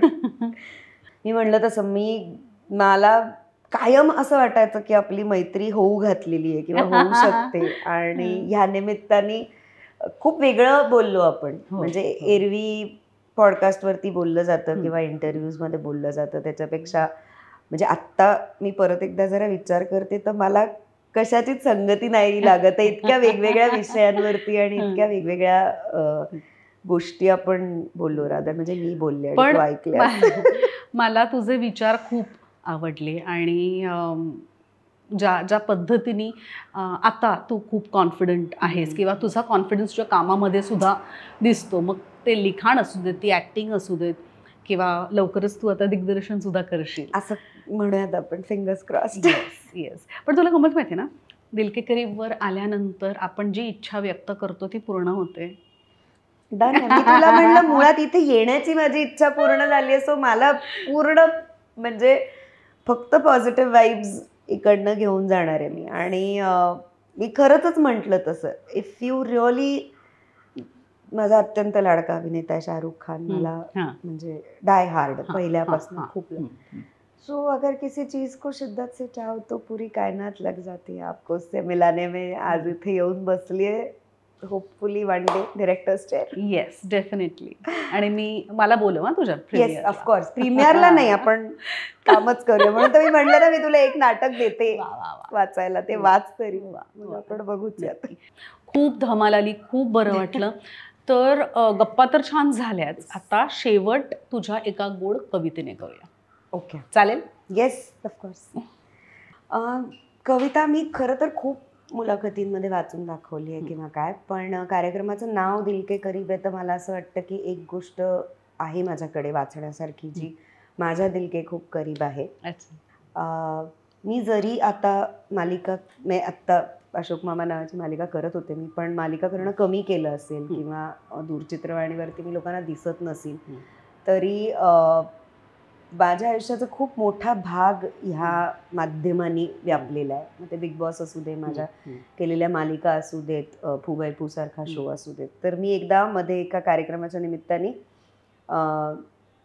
दूरचित्रवाणीला म्हणजे टेलिव्हिजनला पत्र लिहिलं होतं. तर ते पत्र मला सगळ्या प्रेक्षकांसाठी वाचून दाखवायला आवडेल. प्रिय दूरचित्रवाणी, पत्रास कारण की हल्ली खूप आठवण येते तुझी. तू सतत नजरेसमोर असतेस तशी, माझ्याच नाही सगळ्यांच्या, पण तरीही तू सगळ्यांपर्यंत जग पोचवतेस आणि काहींना तुझ्या जगात सामावून घेत असतेस. मी त्यातलीच एक. नाटक केल्यामुळे, बघितल्यामुळे, थेट संवादाची नशा अनुभवल्यामुळे आणि अनेक लोकांनी तुझ्याविषयी अनेक चांगल्या वाईट गोष्टी सांगितल्यामुळे मी जरा साशंक मनानेच तुझ्याजवळ आले. पण तू मात्र एकदाही, एका क्षणासाठी सुद्धा माझ्यावर अविश्वास न दाखवता मला आपलंसं केलंस. एवढंच नाही तर तुझ्या संपर्कात असणाऱ्या सगळ्यांच्या घराघरात आयुष्यात पोचवलंस. माझ्यासाठी तू यशोदेसारखी. माझ्यातल्या कलाकाराला जन्म नाटकाने दिला असला तरी माझा सांभाळ आणि पालनपोषण किंवा खरं तर मला मोठं तू केलंस. संस्कार करायच्या भानगडीत पडली नाहीस, पण ओळख दिलीस. स्वतःच्या पायावर उभी राहण्याचा प्रयत्न करताना, व्यक्त होऊ पाहताना पैसा नावाची एक अत्यंत महत्त्वाची गोष्ट तू सतत शिदोरीसारखी पुरवत राहिलीस, शांतपणे, फार गाजावाजा न करता. भूक लागली असं न सांगता सुद्धा आई जेवायला वाढते ना, तसं काहीतरी. मला तू कशी वाटतेस माहिती आहे? एखाद्या घरातल्या 2 मुलींच्या पाठीवर एक मुलगा झाल्यावर मधली म्हणजे दुसरी जी मुलगी असते ना, तशी. पहिली बेटी धनाची पेटी म्हणजे फिल्म. तिला जपलं जातं, सजवलं जातं, तिचं कोडकौतुक होतं. पैलटकरीण कायमच तिला जन्म देण्यासाठी आसुसलेली असते. आणि शेंडेफळ मुलगा म्हणजे नाटक. हट्टी, मनस्वी, बंडखोर आणि मुलगा आहे, त्यांनी काहीही केलेलं चालतं, अशा कॅटेगरीतला. वा वा. मधली तू, मोठीचे कपडे, वस्तू सेकंड हँड वापरणारी, बारक्याची काळजी घेणारी, त्याचा राग आणि हट्ट सहन करणारी, पण तरी शिस्तीचा बडगा तुला. वेळेची, चांगलं वागण्याची, शालीन असण्याची मर्यादा तुला. क्या बात आहे. तुझ्याजवळ येण्याचे चांगले वाईट दोन्ही परिणाम झाले. अतिपरिचयात अवज्ञा म्हणजे काय याचा पुरेपूर अनुभव मला तुझ्यामुळे मिळाला. ही खूप दिसते रे हल्ली टीव्हीवर, ही नको, असं म्हणून तुझ्या मोठ्या बहिणीनी म्हणजे फिल्मनी मला स्वीकारलं नाही. तुझ्याबरोबर जास्त राहते म्हणून ज्याच्यामुळे आपली ओळख झाली, त्या माझ्या घट्ट मित्र असलेल्या तुझ्या मनस्वी भावानी म्हणजे नाटकांनी मला दूर लोटलं काही काळ. पण तू मात्र सतत सोबत केलीस. नवीन नवीन आयुष्य पात्र म्हणून जगायला दिलीस.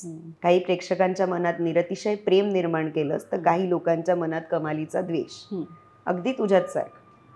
तुला कशी सगळ्याच माध्यमातून सावत्र वागणूक मिळते आणि तुला नावं ठेवून सुद्धा त्यांचं नाटक किंवा सिनेमा बघायला प्रेक्षक मिळावेत म्हणून लोक तुझ्याच दारात येऊन साकडं घालतात. क्या बात आहे. प्रेक्षक सुद्धा कंटाळा आलाय आता असं म्हणत म्हणत तुझ्याचकडे वळतात.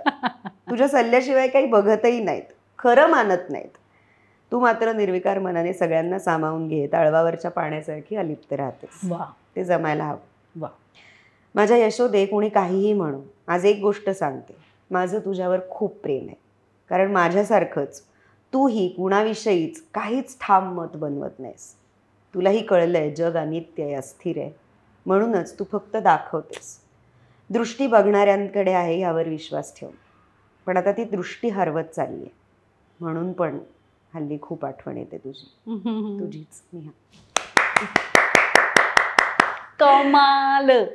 मला असं वाटतं की ज्यांनी टेलिव्हिजनसाठी काम केलंय, पण who can understand this better than me. Exactly. मी म्हणून म्हणलं की तू इतकं काम केलंयस. नाही, इतकं काम केलंय बाजूला ठेवून देत, पण मला सुद्धा हेच वाटतं मालिकांबद्दल. एक्झॅक्टली. आणि मला असं वाटतं की तिनं मला उभं केलंय, तिनं माझं घर चालवलंय इतकी वर्ष, तिनं मला प्रेम दिलंय, द्वेष, सगळं. पण I am very loyal towards it. किती खरं आणि किती ऍप्ट लिहिलंयस ग. नाही, म्हणून जेव्हा काम येतं ना नवीन, म्हणजे ते मालिकेतलं काम जरी आलं तरी दुसऱ्यांदा विचार करावा लागतो फक्त पात्र बघून. मालिका करायचीच नाही. आणि लोक, मी म्हणलं ना, जसं खलनायिका म्हणून टाईपकास्ट करतात तसं काही वर्ष तुम्ही नाही दिसलं टेलिव्हिजन, तिने सोडलं रे टेलिव्हिजन, ती आता लिहिते रे, आता ती हे करते ग, असं म्हणून मोकळी होतात. पण त्याच्या मागे नक्की काय त्या माणसाची भावना आहे खरं तर त्या माध्यमाविषयी, त्यांनी तुमच्यावर केलेल्या संस्कारांविषयी, ते फार पोचत नाही लोकांपर्यंत. त्यामुळे मला असं वाटलं की आत्ता कविता वाचण्यापेक्षा आय थॉट की हे वाचणं जास्ती गरजेचं आहे, किंवा इथे ही जागा बरोबर आहे ते वाचण्यासाठी. मस्त, थँक्यू. बरं, आपण कसं युजली आपल्याकडे पाहुणे आल्यावरती त्यांचं तोंड गोड करतो, आम्ही शेवटी करतो. एवढ्या गप्पा, हे बघ, ऑनेस्टली एवढ्या गप्पा मारून सुद्धा माझं पोट नाही भरलेलं, त्यामुळे चालणार आहे मला डेझर्ट.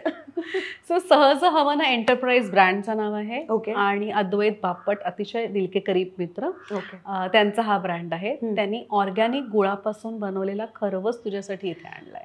अरे मला खूप आवडतो खरवस. म्हणजे मी बाकी दुधाच्या गोष्टी फार खात नाही, पण नाईस. सहज हवं ना एंटरप्राइजेस. ओके. आणि यावरती नंबरही आहे, त्यामुळे वा वा वा, क्या बात आहे. खरवस इज, मी खरंच खूप कमी गोड गोष्टी खाते, त्यातली ही एक गोष्ट आहे. म्हणजे मला केक नाही आवडत, तर मला केक आवडत नाही, म्हणून माझ्या वाढदिवसाला मी पुण्यात असीन तर माझे सासू सासरे आणि नचिकेत खरवसाचा ब्लॉक आणतात कापायला. इतका मला खरवस आवडतो. So thank you so much. आणि हा तर शेप मध्ये पण आहे, हा जरा नीट काढायचा प्रयत्न केला तर हा पडेलही केक सारखा. थँक्यू सो मच सहज हवं एंटरप्राइजेस. आणि नेहा, थँक्यू सो मच. खूप मजा आली. मलाही खूप मजा आली. आणि मी म्हटलं तसं मला खूप बरं वाटतं की ही सुरुवात आहे, आणि एका फॉर्मल सेटिंग मध्ये पण आपण खूप इन्फॉर्मल गप्पा मारल्या, आणि ज्याची मला खूप मज्जा आली. असा इंटरव्ह्यू म्हणा किंवा पॉडकास्ट म्हणा नाही झाला आधी, आणि it was very comfortable because you made me feel at home. Thank you. Thank you so much. आणि तुम्ही सगळेजण ऑलवेज पाहत राहा दिल के करीब.